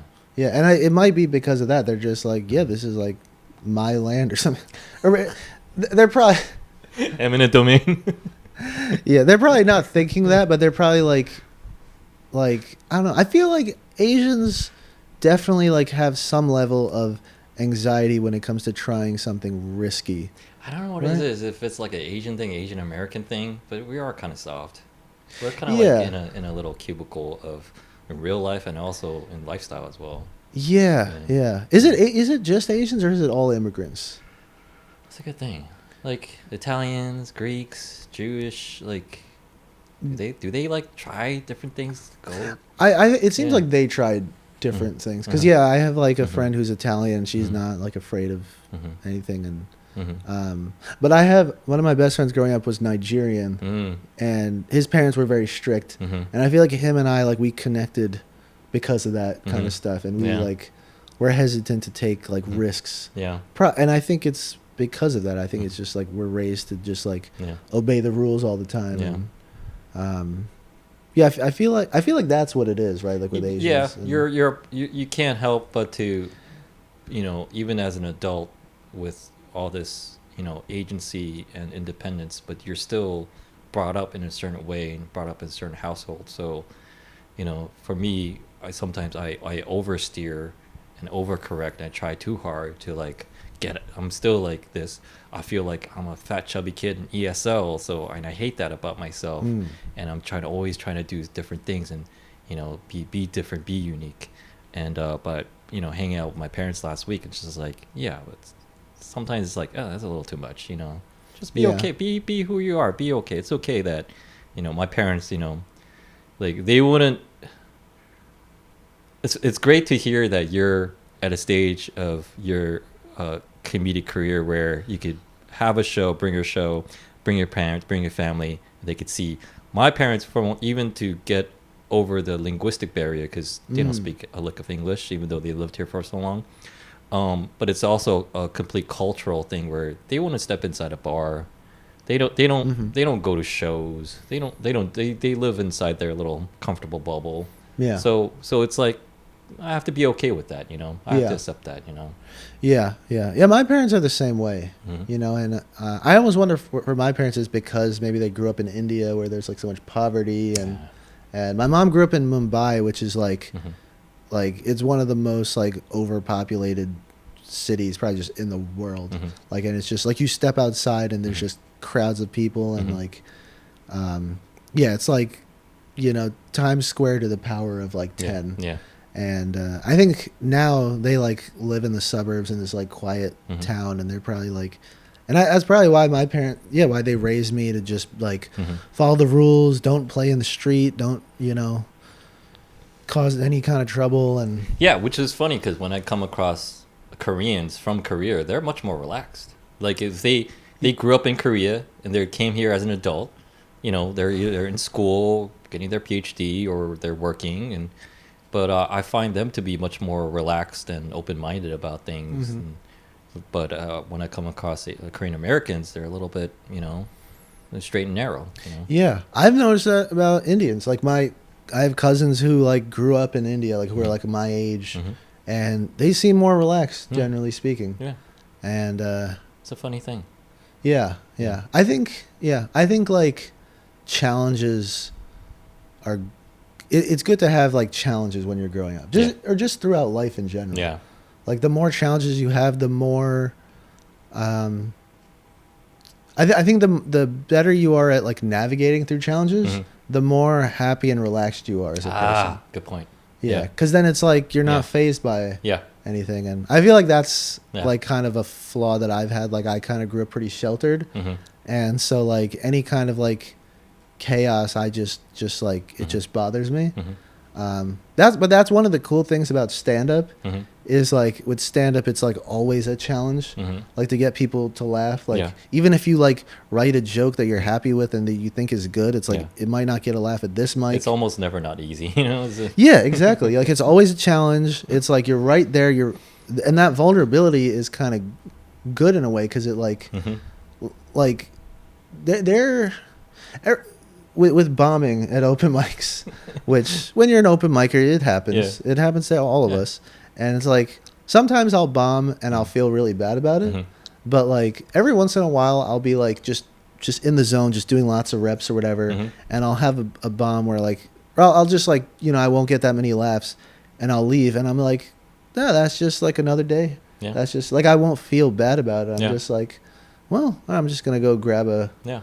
freaking sandwich at the deli and Yeah. watch the show to feel better, and that's Mhm. just it. And that kind of feels good Yeah. because it's just like It's work. You're doing work. you're doing work, and it's just a reminder that like Yeah. you're not special. Just because like Brutal. just because no, I kind of like the idea of like not be like knowing that you're not special, Yeah. because it's like when you feel like you're special, you could get like entitled, Yeah. or you can kind of expect like you Yeah. expect things to go right all the time. Yeah. But like when you have like you bomb at an open mic or whatever, Yeah. it's like a reminder, like, oh, just because you got laughs at that show, that bringer show, that was a full room, Uh-huh. doesn't mean you're always going to get laughs. Yeah. Like, what's up? Yeah. What up? Like, Yeah. deal with it. Yeah. I think everyone needs that sometimes. Yeah. I feel like it's like when I'm hanging out with and just being my goofy self, it's like, oh, it's a reminder, like, and even like, I don't know why this keeps coming up to me.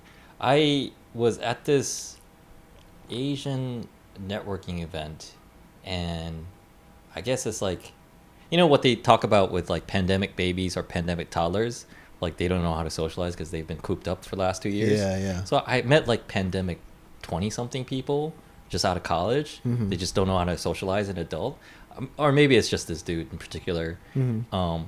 Asian dude, good looking dude, software engineer, whatever, here in Yeah. New York, just got to New York, whatever, just trying to live the adult life, the New York life. And he just had the weakest, limpest handshake ever. I got so angry at him. Yeah. I was finding reasons to get angry at him. I was Yeah. like, you're a fucking bad representation for like the Asian male, Asian masculinity. I was just like, even after all these months, like it's haunting me. Oh, really? And I'm just like, yeah, like I feel like he has had it easy. He doesn't have any source of like older brotherly uncle-ish energy, father father figure in his life to like, no, be a fucking man. To like Yeah. kind of like slap him upside the head every now and then. Like he Yeah, just yeah. probably did well in school, probably Yeah. has a cushiony job. I'm pretty sure he works really hard at it. Yeah. But like the social skills, the social acumen of like, stand up straight, Yeah. don't slouch and like look people in the eye and be, he's Yeah. kind of like meek in how he talks and everything. Who knows? Maybe he'll be better. Maybe he'll man up after, once he becomes 30 or whatever. Yeah. But at that moment, I was just like, I wish guys like him can, especially Asian guys, Yeah. especially guys who look like yourself. It's like, Yeah. I wish he could be a little bit more tougher, more just like someone that I could it's like, oh cool, he's a manly man. Yeah. You know. Yeah. I feel like in the Asian community, like the bigger Asian community, there are people like that who like maybe they weren't, that wasn't part of their upbringing, Yeah. like the Yeah. being a man and things like that. Mhm. But there definitely are Asian people who like can hang and bust balls and things like that, and I feel like I have a little bit of both, to be honest. Because like my friends, like in like high school and stuff, like, man, we would say like the worst things to each other, like to bust balls and stuff Yeah, like that. sure. But and we're still all good friends. Like it was nothing Yeah. personal ever. Yeah. I have like cousins. Like I have this one cousin who's always, he literally like I did a bit about him recently, but he basically always like says to me at every family party, like, "What up, bitch?" And he'll like slap me on the ass and shit like that. And but I relate to the the pandemic kind of making people like fucking with your social skills. Yeah. I think I definitely suffered from that a little Yeah. bit. And now, I mean, I have an in-person job and I'm like going to like live open mics, but I'm naturally an introvert, and I will say this, like, I have no problem saying this. I overall enjoyed the lockdown. I did it. I think because I'm an introvert and Oh, it was like grand old time for introverts. it was, yeah. And I also like, I'm technologically savvy enough that I was able to like kind of navigate as far as like, doing like, comedy stuff. Cause I was like, oh, I'll post on Twitter. I have TikTok. I have, I could make a homemade sketch with my phone and stuff. Yep. So I found a way to be productive. But as far as social skills, it definitely had a negative effect on that. And, like I was talking, I had friends who I would talk to like on Zoom and stuff. But like there'd be so many days where I just wouldn't leave the house. And now that I'm back in there, like I'm still like, I've gotten better. Like, but once I like this in-person job that I have, this day job, like when I first started going back there, I was just like, oh my God, like I am.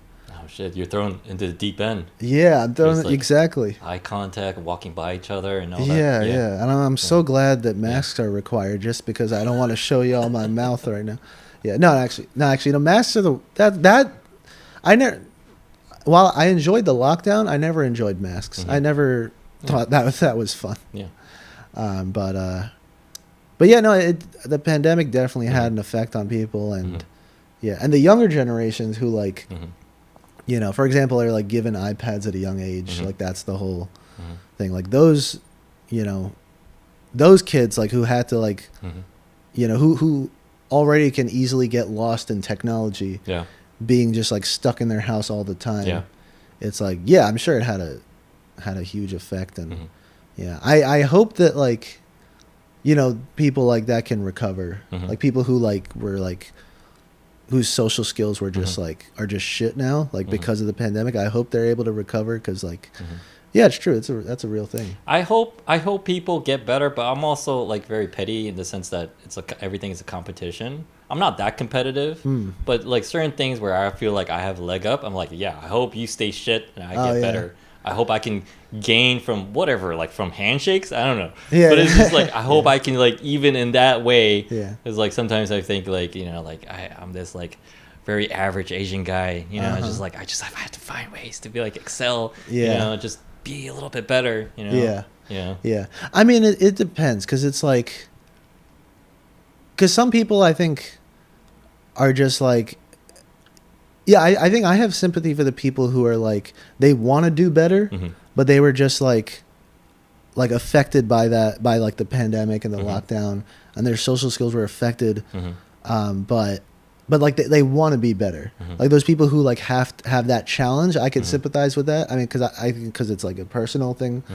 But then there are some people who like, like the Gen Z generation who are just like they would rather just be on their phone, or they'd rather scroll through TikTok or just like get lost in that, and then they are like rude to people in real life, because there's also those people who are just like, they're not trying to be better. Yeah, like that like I sympathize with the people who are trying to be better and realize that it's a problem. Yeah, but there definitely are some people who are just like, we don't give a fuck. They don't care. Yeah, like those people I can't sympathize with. Yeah, absolutely. Yeah. I was thinking about like just talking to people, and to like also for comedic writing. Like what's your writing sessions like? Do you go to a place? Do you go to a coffee shop? Do you like have your laptop out and notebook out? What's that like for you? Before I get into that, would you mind could we take a 2-minute break? Break. Cool. Yeah. Because I have a lot of stuff that I want to say about that for sure. Yeah. Let's take a break. Cool. Thanks. Yeah. I mean, I think a lot of podcasts have like a similar kind of setup. I mean, I think like the setup itself is just like what I can do best with the space I have, and then just trying to make it feel comfortable for myself, make it feel cool for myself. And then besides that, it's just, I mean, just conversation. I mean, that's what I appreciate about what Rogan does. It's just he's just genuinely curious about the other person, whatever that is that they're doing. Yeah. And you know that he's handpicking the guests he has on, and Right. talking 2-3 hours easy. Sometimes, usually 3 hours easy with these people, and he's genuinely curious about this person and what they have to say, and he's going back and forth. So that's really, and I felt really good coming across his podcast, and it's like that's exactly what I want. I feel like I want to do. Nice. Yeah. Very cool. Yeah. Yeah. So what's your writing process like? So I have a few different like writing techniques that I use. One thing I've been doing recently, which has been pretty helpful, is like I'll find a topic and I'll rant about it. Like I'll just go. Yeah, I'll let it just loose. either write a rant. Sometimes I'll use like the voice memo thing, and I'll just to get my opinions out, because that's something I've been working on recently. Is just like expressing my opinions, like my honest opinions, because I feel like the best art is like stuff that comes from emotions, So I like, I do a rant, and I basically like find sentences in that rant, sentences or certain like angles or opinions that I think could inspire jokes. Yeah. And then I try to write as many like one-liner jokes about those things as possible. Yeah. And then once I have all of that laid out, then I'll structure it into a bit. Yeah. So that's been working pretty well. It's a lot of work. Oh, it's a diamond mining process. Exactly. Yeah. Exactly. Yeah. It's like you constantly digging for gold. Yeah. And eventually you find it, but no matter how long it takes, you'll eventually get to it. And yeah, so that's the big thing I've been doing. Once in a while I'll like Twitter overall, I think it's an insufferable app. But I'm completely addicted to it. You like it. Yeah. Well, that's the thing. It's like, I don't know if I like it. I'm just addicted to it. I think I am too. Yeah. Yeah, because I'm always checking it, and but I think one thing I really like about it is it's a good way to practice. It's a good way to for comedians to just consistently write one-liners. Yeah. Right. Absolutely. And and a lot of times like I take that like some of the one-liners and I'll turn it into a bit, and that's honestly been some of my best bits, because it's like, once I already have the joke written out, like a strong joke, then I just got to have the setup. And it's like because the joke, I think that's first of all, that's the part that you need in order for it to be comedy. And that's also the hardest thing to do, is to write the joke. Like the setup and like your own opinions, that's easy because it's like, it's just how you naturally feel. Yeah. But like the finding like a strong joke, that's the hardest thing. So that's the good thing about like Twitter, because it like it's like you're trying to find the joke with the right word economy, so that it fits into that like 240 character space, and just one-liners. And if you get a strong one-liner and it's like an interesting topic, then it can inspire. So those are the two major ways that I write, either the joke first, or I like rant and then find the jokes in there. One thing I like what you just said is like finding emotions in what you write, coming from a space of emotions. Yeah. And I find myself being like, I'm in my 40s now. I'm getting well into my 40s now, and it's like I'm like at a place where it's like I'm focusing on, improving myself and like being fit, going to the gym, lifting heavy weights, and like multiple projects multiple dicks going on. And it's also like I find myself sometimes in such a good space where I'm not like I need to get angry. I need to like gripe about things. I need to like get into that kind of space, an aggressive kind of space, to like really get at certain things. Even like it's like blueberries. They're not even blue. What the fuck? Right. Like just simple things like that. Yeah. That's the whole concept of like salty uncle and like salty studio. It's like you like that, don't you? Nice, yeah. Oh, I didn't even. Yeah. Yeah, you mentioned Salty Studio. I didn't. I didn't. So it's the whole concept of like why it's like I'm salty because like I need to be. I want being angry. I love angry comedy. I love angry. I love anything angry. Angry acting. So the anger is great. I love angry. It's just for what it is, just as a performance, as a bit, and coming from that space of like trying to come up with it doesn't even have to be funny, but just something there that, because nothing gets something much more quicker and personal if it's coming from a space of anger, you know. Yeah. And it could be had nothing to do with me, but for some reason I'm angry about it, you know. Yeah. You know. Yeah. Yeah. Well, so what I've learned for me personally is like, I don't know if you've ever had this experience. So sometimes I'll like write about something that I'm angry about, like for the sake of comedy, but then I'll get angry for real. You overdid it. Yeah, so that's the thing. And I saw something interesting. Are you a fan of comedians in cars getting coffee? Have you A little seen bit. that? Earlier in the earlier days, yeah. Yeah. I think the earlier episodes. I think I saw like the first 2 or 3 seasons of it. Yeah. Oh, okay. Yeah. Yeah. So there was the episode with it was Colin Quinn and Mario. I don't think I saw that one. Oh, I totally forgot his name. He's like black comedian with glasses, and he's like open for Seinfeld before. I'm gonna just make sure I get the name right. Yeah. But he said something really interesting, which is like, well, he said to Jerry, he was like, he said anger is bad for comedy. Oh, why? That's what he said. Why? And and then Jerry, who's not, he doesn't even seem like an angry guy. He was just like, "What are you talking about? The best comedy comes from anger." Sure. And what this guy said is, he said being irritable is good for comedy, because being irritable means that you can interesting. Yeah, like you can see what's wrong with something, but it doesn't annoy you so much to your core. Yeah. That way, like you're pointing out what's wrong with it, but on like the surface level. Yeah, anger is something deep. Yeah, that's the thing, because it's like irritation is kind of humorous just by itself. Yeah. It's like fly. You're irritated by a fly. It's kind of funny. It's exactly. Yeah. It's Mr. Bean. Exactly. Yeah. And even like Jerry, like he has like his whole thing is like irritability, like rather than anger. It is. You know, because like he has bits about like automatic faucets. What's the deal with automatic faucets? Yeah, exactly. Yeah. I'm gonna look up this guy's name because I want to make sure it's like the right. Get that. Let's give some flowers to this guy. Mario Joyner, that's his name. Yeah, he was on an episode of Comedians in Cars with Colin Quinn. Like they were both the guests, Mario and Colin Quinn. Yeah. And I remember he said that, and it was very interesting to me because like, because sometimes I'll be writing about something and I'll get too angry, and I'll be like, wait. I'm not writing a bit anymore. I'm just like venting. Self-therapy. Yeah.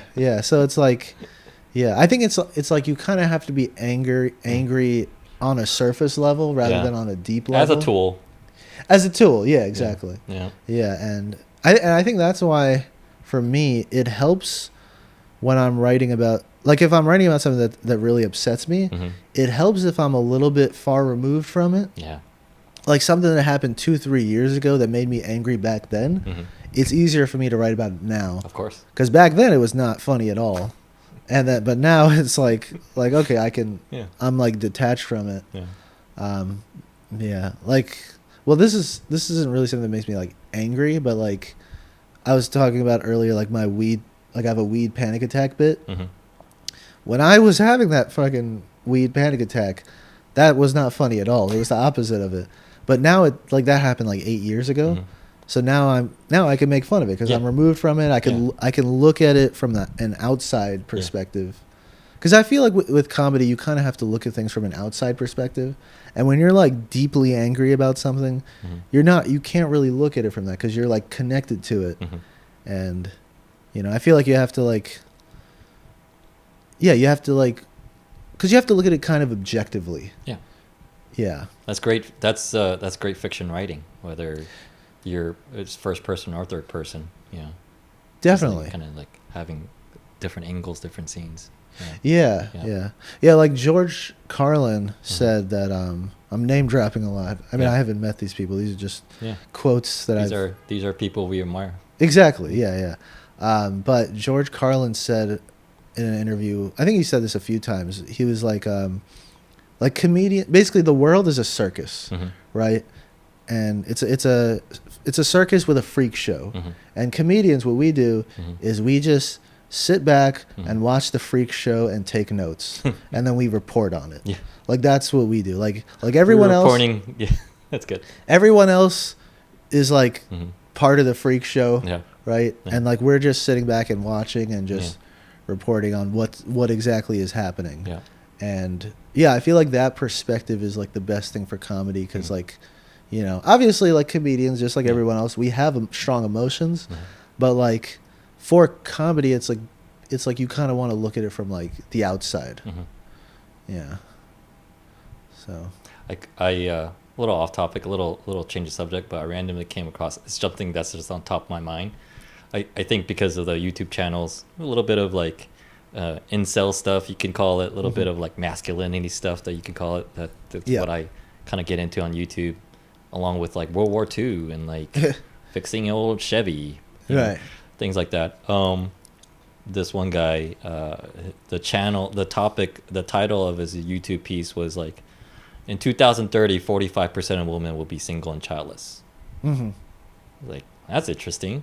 If of course, like, for whatever reason, I'm like, and I'm always like curious and intrigued by how, I try to go to comedy clubs and enjoy shows as much as I can. And it's like, there's a lot of couples there. Yeah. There's a lot of like people together on dates and couples. I'm just like worried for the comedy scene because it's like, it's a nonstop business of filling up seats. With like Broadway and like movie theaters and all that. But it's all the more imperative all those other industries are really important too, to fill up seats. But comedy clubs especially, because it's like, it's very noticeable if there's 100 seats, there are only 70 people. Yeah. Very noticeable for the people there, but also the talent too. But it's like, and all these seats are usually couples or dates. You know? Sometimes there's families, sometimes there's groups of friends, group of bros, girls' night out, whatever. But a lot of times it's a lot of couples. And you don't, like, I'm a single dude. I've been to comedy clubs by myself. Great, fun, perfect. Yeah. But it's like, I'm kind of very much an anomaly, I'm not it's not usually single people go to comedy clubs by themselves. Right. So it's like, I saw that YouTube title, the video title, a lot of single people going to be out there, a lot of single women out there. It's like, so I'm putting two and two together. It's like, this could be a problem for comedy clubs in the future. Yeah. I wonder, and I'm someone who like, I kind of like the idea of being single, at least for like, for the sake of like, I guess like discovering things about yourself and being your best self. Like, I think there's benefits to it, but also like I wonder if that'll be like just a phase, like being single. Because I think at the end of the day, it's natural for humans to want to be in relationships and to at least want to connect with people. And because like I think humans naturally, we're programmed to like companionship and community and relationships. So like, I mean, obviously, like I think that, women being single, it comes from the idea of like, for so long it was like, the whole thing with women is like, you got to find a husband who makes a lot of money and not work, and you would just do the housework. That was back in the day, at least. And now it's like, women, it's like there's more emphasis on jobs and careers and being your own person, which is good, obviously. But I do wonder, like, how long that will last. Yeah. Because the phase has started. It's a phase. It's a trend. Yeah, I don't know. It's not here to stay. Yeah, and I'm not saying that as like all women need a man or anything. I'm just saying like it's natural for humans to want to be with someone. So I wonder, it's like, or maybe if they're single, if there's more single women, like maybe they'll show up in groups of friends or something, or they'll just show up with friends, or because I feel like I don't know. I don't think it'll be like people like coming by themselves to comedy shows, and although that can be interesting. I try to do whatever I want to do by myself. I go to movies by myself. Nice. I try to do more things, I mean, it's great if I can have friends too, but then against logistics and timing and all that too involved. And it's New York City. New York City is great, the greatest place to be single. Really, just do things but on your own, and then join groups. Now that the city's back, it's the post-pandemic and all that. But it's a great place to do things on your own. Yeah. but then you sometimes like a hot couple will walk by you and then you'll feel sad. No, I'm just kidding. That's just me. It's like a Asian dude, like a dude who looks like me with a hot white girlfriend. I'm like, God damn it, where do you get one of those? You know? Yeah. Yeah. You ever like see? You ever see like a really hot girl? It's like, ah, man, like I could never be with someone like that. But then you see their boyfriend and they look kind of like you, and it's just like, damn it, I was so. You were in the running. You didn't realize. Yeah, I'm like, what? You didn't realize you were part of that campaign. You should have. Yeah, and on like one hand, it's like, I'm like, oh, I guess there's hope for me. But on the other hand, I'm like, but whenever I see them just by themselves, I'm like, I'm not gonna just approach that person. Yeah. But but yeah, no, being single is in New York City. Yeah, it's kind of. I think you're the first person I've heard say that. Like, I totally get what you're saying as far as like being single in New York, because I feel like the typical thing I hear is like, you know, New York is like a lonely place, and which is why people are always trying to find relationships. Yeah, try to like immerse themselves in the party scene, in the dining scene, in the comedy scene, in the acting scene, in the working scene. Yeah. You know? Yeah. Yeah.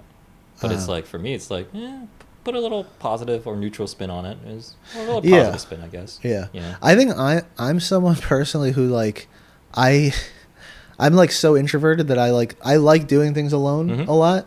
But I think I've only very recently realized like, shit, I gotta hang out with people more. I gotta like be parts of things more. And but I think that's just me personally, because like I could be, I mean, as I was saying about the lockdown, like I can just be alone for days and like and just get lost in something. Yeah. And in some ways that could be good, because it's like I'm more productive when I'm alone, but it's like, no, community is important though. Yeah. Yeah. Yeah. Talking to people and hearing stories, and just like it was fun, because like you know how I said like I could be in a room full of people, average people, and I feel like I'm the weirdest one. Yeah. But then that slowly fades away as that's a curve. It's an inverse curve where it's like that fades away as alcohol intake overall increases for the group. So people get inebriated, they get drunk, they get lit, then they get crazier, and you could say be more filterless, you know. So that's what I found myself in, like just making friends there, and just like we're getting lit together, just first time hanging out and just making you know, blowjob jokes and whatever it is. Right. It's great. It's a great hang. But I feel like going back to like, because like I have moments like that. I have so many things, and you know, like I have this office space, but I don't like meet people here. I don't like talk to clients on Zoom or whatever. So it's like I understand that perspective as well, but it's also like you kind of have to give yourself a little shock, a little like try something, you know. It's true. Yeah. I gotta be better about that. I mean, I think it's because I already do it with comedy, that I go there and I'm like, I shock myself by just like that being in that moment. It's a great shock. that when I like leave, I'm just like, I'm just gonna go home and just cook dinner and just chill. And what's like when you meet people at a party or whatever, and they're like, you tell them do you openly tell people you're a comedian? I've been doing it more and more now. For a long time I didn't do it, and now I do it. I mean, if I meet people for the first time, and they ask you, so what do you do, Jatin? What do you do for a living? I'll usually mention. To be honest, I think when I first, it depends on the environment, but I think I'll usually like say like what I do for work, like I work in a film school in the editing computer lab or whatever. Like, nice, and then if they, depending on what kind of person it is, I'll be like, I also do comedy. I do like stand-up comedy and stuff, and then they'll be like, oh really, or whatever, because it's like the most fun, or like the most like most common response to that for you. Usually people will be like, sometimes people will be surprised because I don't look like a performer. Like one of my uncles, I have this one uncle who's always like telling me that I'm like so quiet and shy and stuff at like family parties and things like that, which I try to like talk to people and stuff, but like but he recently found out that I do like the stand-up thing, and he was like telling my parents, he was like, I saw his like stand-up thing that you posted on Facebook, and I'm like, it's crazy because he's always so shy. I'm like, why are you still calling me shy? Like, haven't I proven to you that I'm not shy?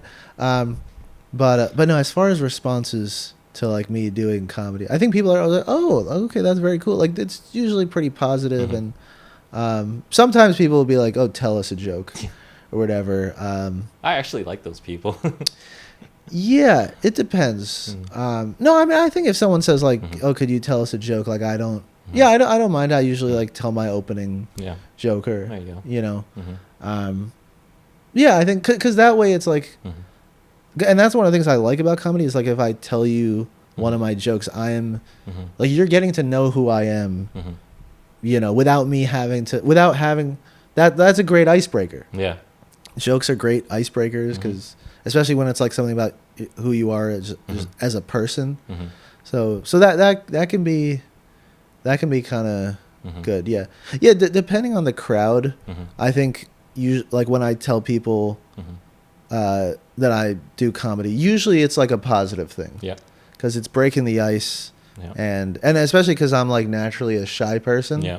Like, I break the ice right away, and I Mhm. let them know that I'm Mhm. that person. Because when it comes to like talking comedy or telling my own jokes and things like that, that I'm not shy about that Mhm. because that's like my world. Mhm. But then when it's just like having like regular small talk, like I Mhm. feel out of place and I'm not Mhm. always good at that. So yeah, it's usually like a positive response. I think Mhm. it's only with my family. It's like, because with my family, when they say like, tell us a joke, Mhm. it's like, it's not like, Mhm. because with some people, they say, can you tell us me a joke? And sometimes they'll be like, not really right now, and they're Mhm. cool with it. Mhm. With my family, they're like, no, no, no, don't tell us. Like No, they like no, dance monkey, dance. exactly, Mhm. yeah. I, I guess I'll get into this really briefly. I was at a family party recently, and a lot of them had seen like that Mhm. set that my Sure. dad posted on Facebook, right? So they like know I do stand up. They know what Mhm. I'm doing, and this was for one of my uncle's like birthday parties, Mhm. and there was this one auntie who was like, "Hey, so me and some of the other aunties were discussing," and this is, I'm literally like serving myself food. Right, like I'm like serving myself like chicken wings as she's like telling me this.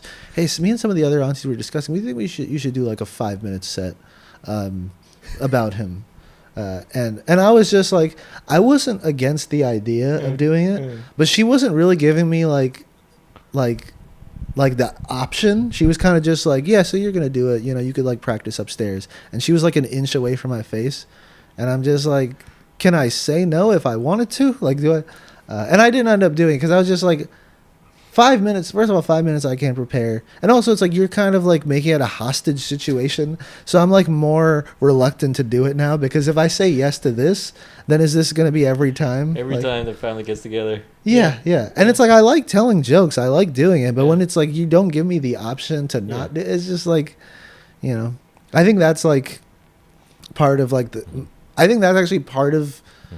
like being a comedian is like it's also like while I like telling jokes, I'm also like I don't like just doing whatever the authorities tell me to do Yeah. all the time. Yeah.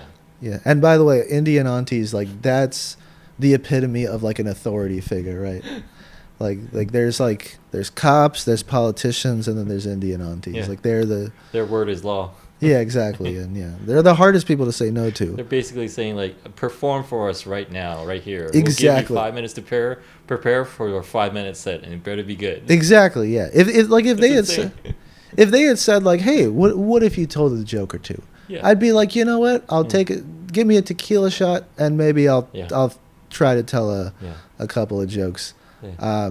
But it wasn't like there. Yeah, well, we were talking, and we think you should do a 5 minute set.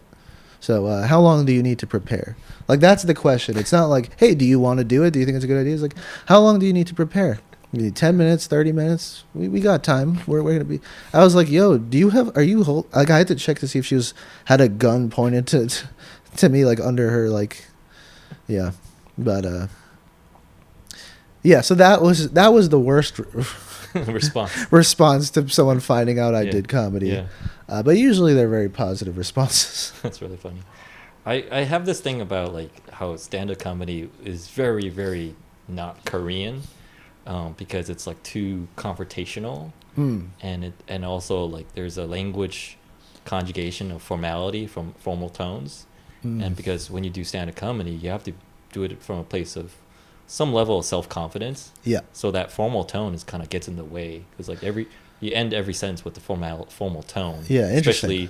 Especially if it's one person speaking to a group of people, then you have to use a formal tone, Yeah. formal conjugation. Yeah. So it's like, but then you want to be like a little crass, a little cocky, Yeah. a little self-righteous. Depending on the joke, you have to be one way and the other way. That's the punchline. That's the, all these things. It's like, I don't know how that's gonna work. I'm sure like if someone figures out, literally you have to invent the Korean way. And then I saw some Netflix specials of like Koreans in Korean in the Korean language in Korea doing stand-up comedy. And I was like, I don't know if I really want to watch this. It could be really cringy, because it's like, where did this comedian do his open mics? There's no like open mics in Korea. Yeah. It's not a thing. Yeah. There's a lot of sketch comedy is really popular. That's been always around, like slapstick comedy and things like that. So that's always been around, but that's just like universal. That's not just by certain countries or anything. But yeah, it's something about like the Western American English, and like just like this, like it really just derives from English humor, the dry humor, where it's like, you kind of have to be a dick sometimes. And I don't know how that works out, with amongst Indians. I know there's a thriving Indian comedy scene. Yeah. I definitely relate to that. As far as because like Indians, I mean, not just in terms of like the way we speak necessarily, but like I think like just being raised to always like follow the rules and like impress your parents and things like that. I do sometimes think like, is that a disadvantage for me that I was raised that way? And I think for me personally, like while I was raised that way by my parents, and like I have like cousins and like other Indian friends who like were raised to be like very composed and things like that. When I was with my friends, like my close friends, like in high school and in college and stuff, we were so crass to each other. And so I think naturally for me, when I'm speaking in front of people, naturally I want to sound composed and say all the right things, right? Like and be polite. Like naturally I want to do that. But like, as far as who I am, like comedically and the comedy that I like, it's like stuff that's, irreverent and offensive and crass and things like that. And one thing I'm like working on right now is like just being more like that, being more honest and stuff, because that's the stuff I like. And when I first started doing comedy, that's what I was trying to be. I was trying to imitate, my favorite comedians. But I think naturally there's just that little like, I think my gut response is to like kind of like no, be composed and be very like be very polite, and if you do crowd work, make sure to not make them a little too upset or anything like that. And that's just like like deep inside me, and I'm not even always conscious of it. And I think that comes from like upbringing and just like our culture. And but what's interesting is in India is the comics that I've seen were from India. They're a little more, I think it's because I've seen Indian comics who are unhinged. I've seen some that are, but then I've seen some that are very composed. I've seen both, because I think with Indians it's like we like to drink a lot, and so when we're like drinking, like we can like talk shit and like and be a little crass then, but when it comes to like professionally, it's like, let's be more composed. And I mean, India is big, and there's like different parts of it, and so there's kind of like several different like subcultures of India. But like as far as like for example, like you see someone like Hassan Minhaj, his comedy is very composed. Interesting. He's wearing a suit all the time, and he's and he works hard, and he has like very well spoken. Very well spoken, very polished, well written jokes. But then you see someone like Akash Singh, who's opposite, like complete opposite. And I feel like Akash, I think he tries to be like that because he's like. You think he leans into it?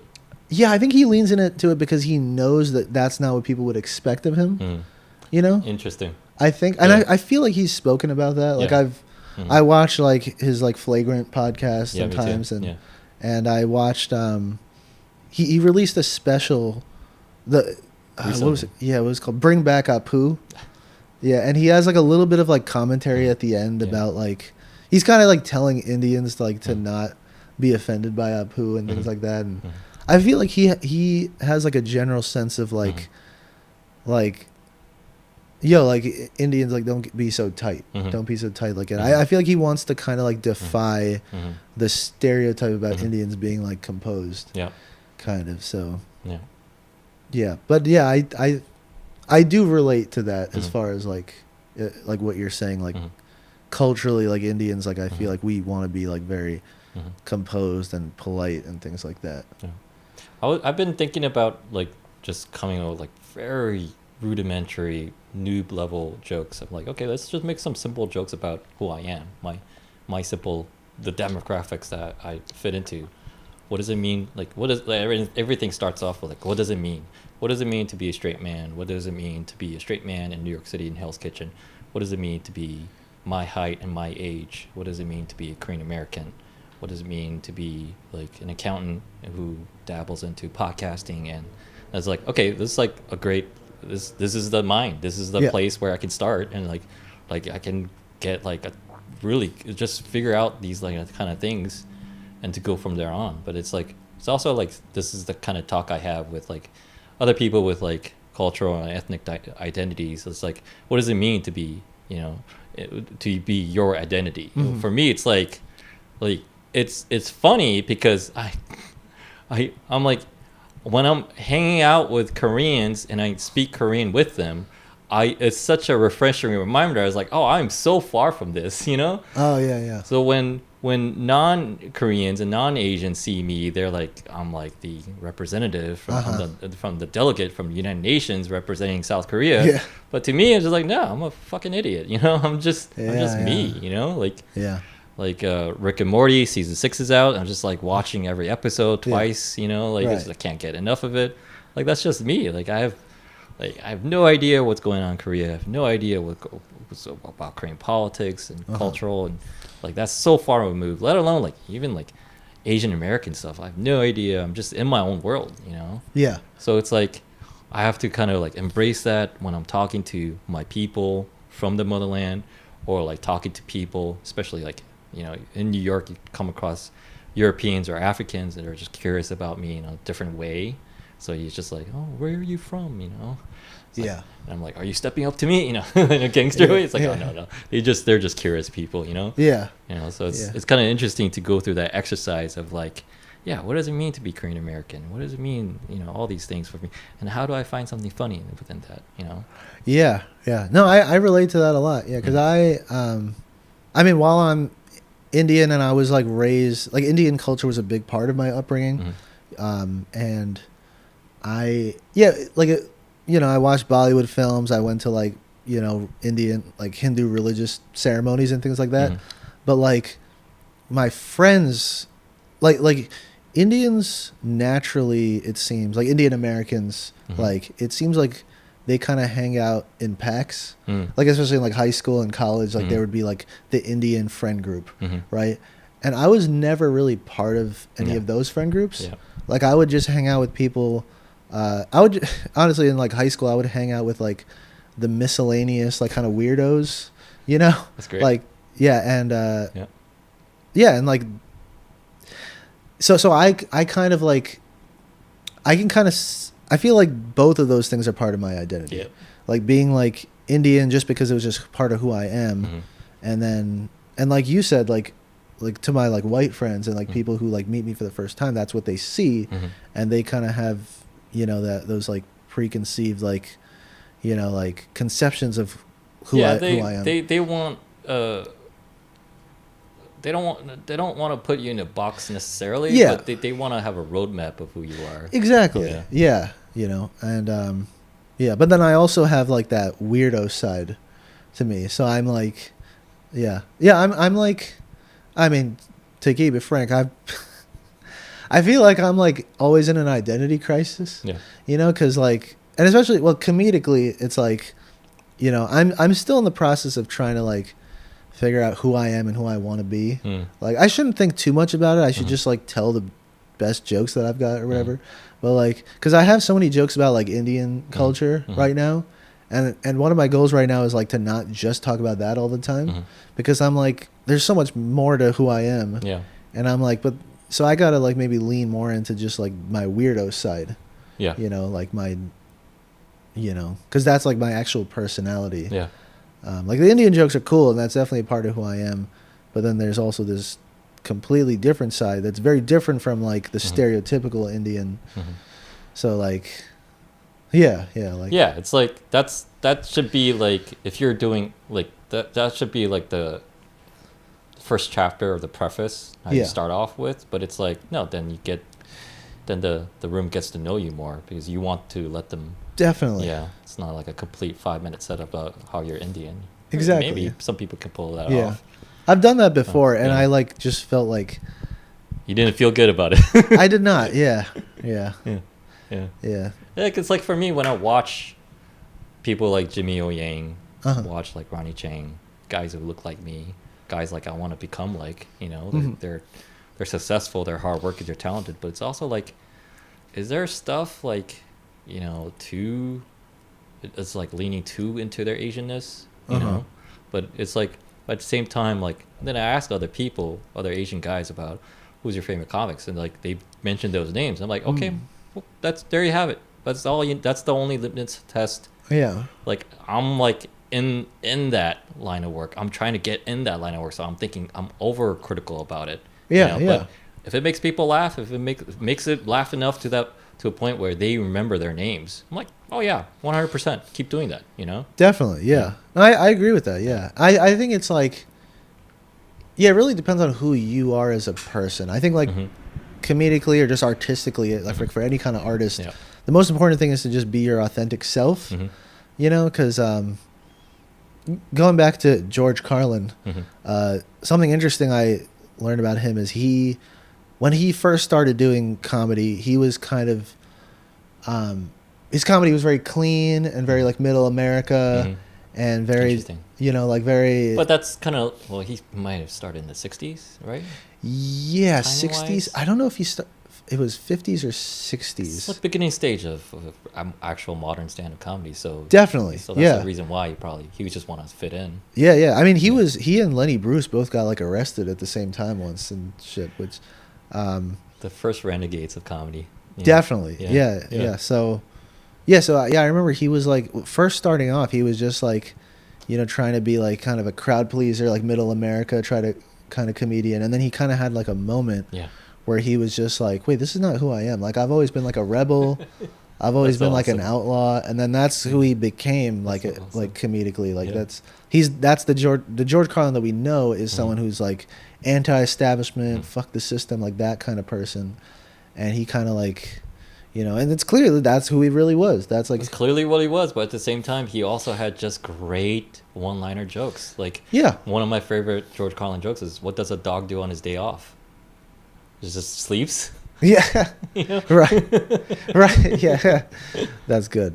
Yeah. And I think like the later stage, like his later stage was great because it's like he knew comedic timing, but then now he also had like who he truly was, and he combined them. That with work ethic, and he's the first comic to like not repeat his material every year. He would make a special. He's the first comic who really did that. Yeah. Every year, new material, a special a year. Yeah. It's awesome stuff.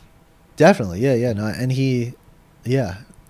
I think once he like really figured out who he was, he just like completely leaned into that, and and that helped. That really, like so many of like the great comedians of today were inspired by him because they're like they have jokes, but then they're also like it's about who they are, and but I think that's at the end of the day, it's like, you know, maybe you just want to be a crowd pleaser comedian. Maybe you want to like.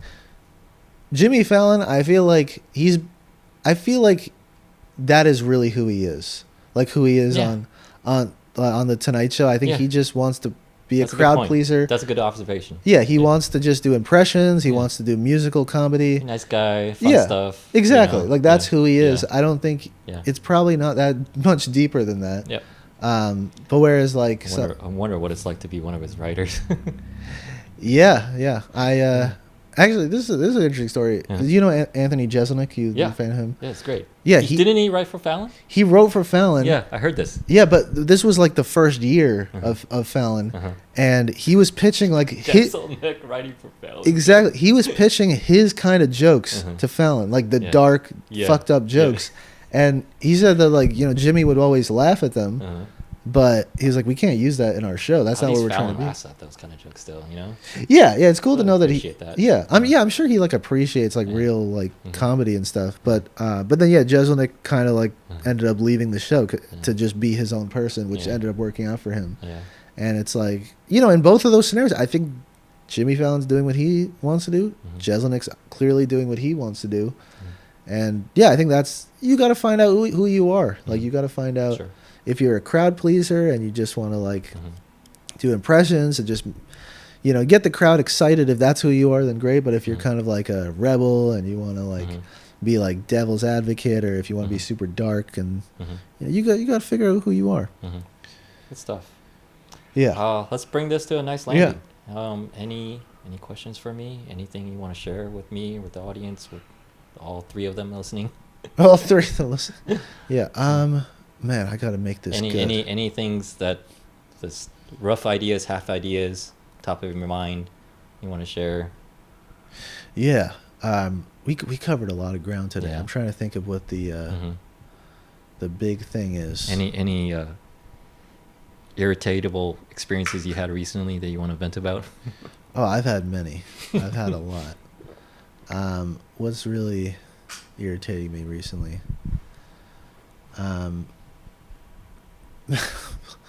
Taking too much time to think about this. Let me see.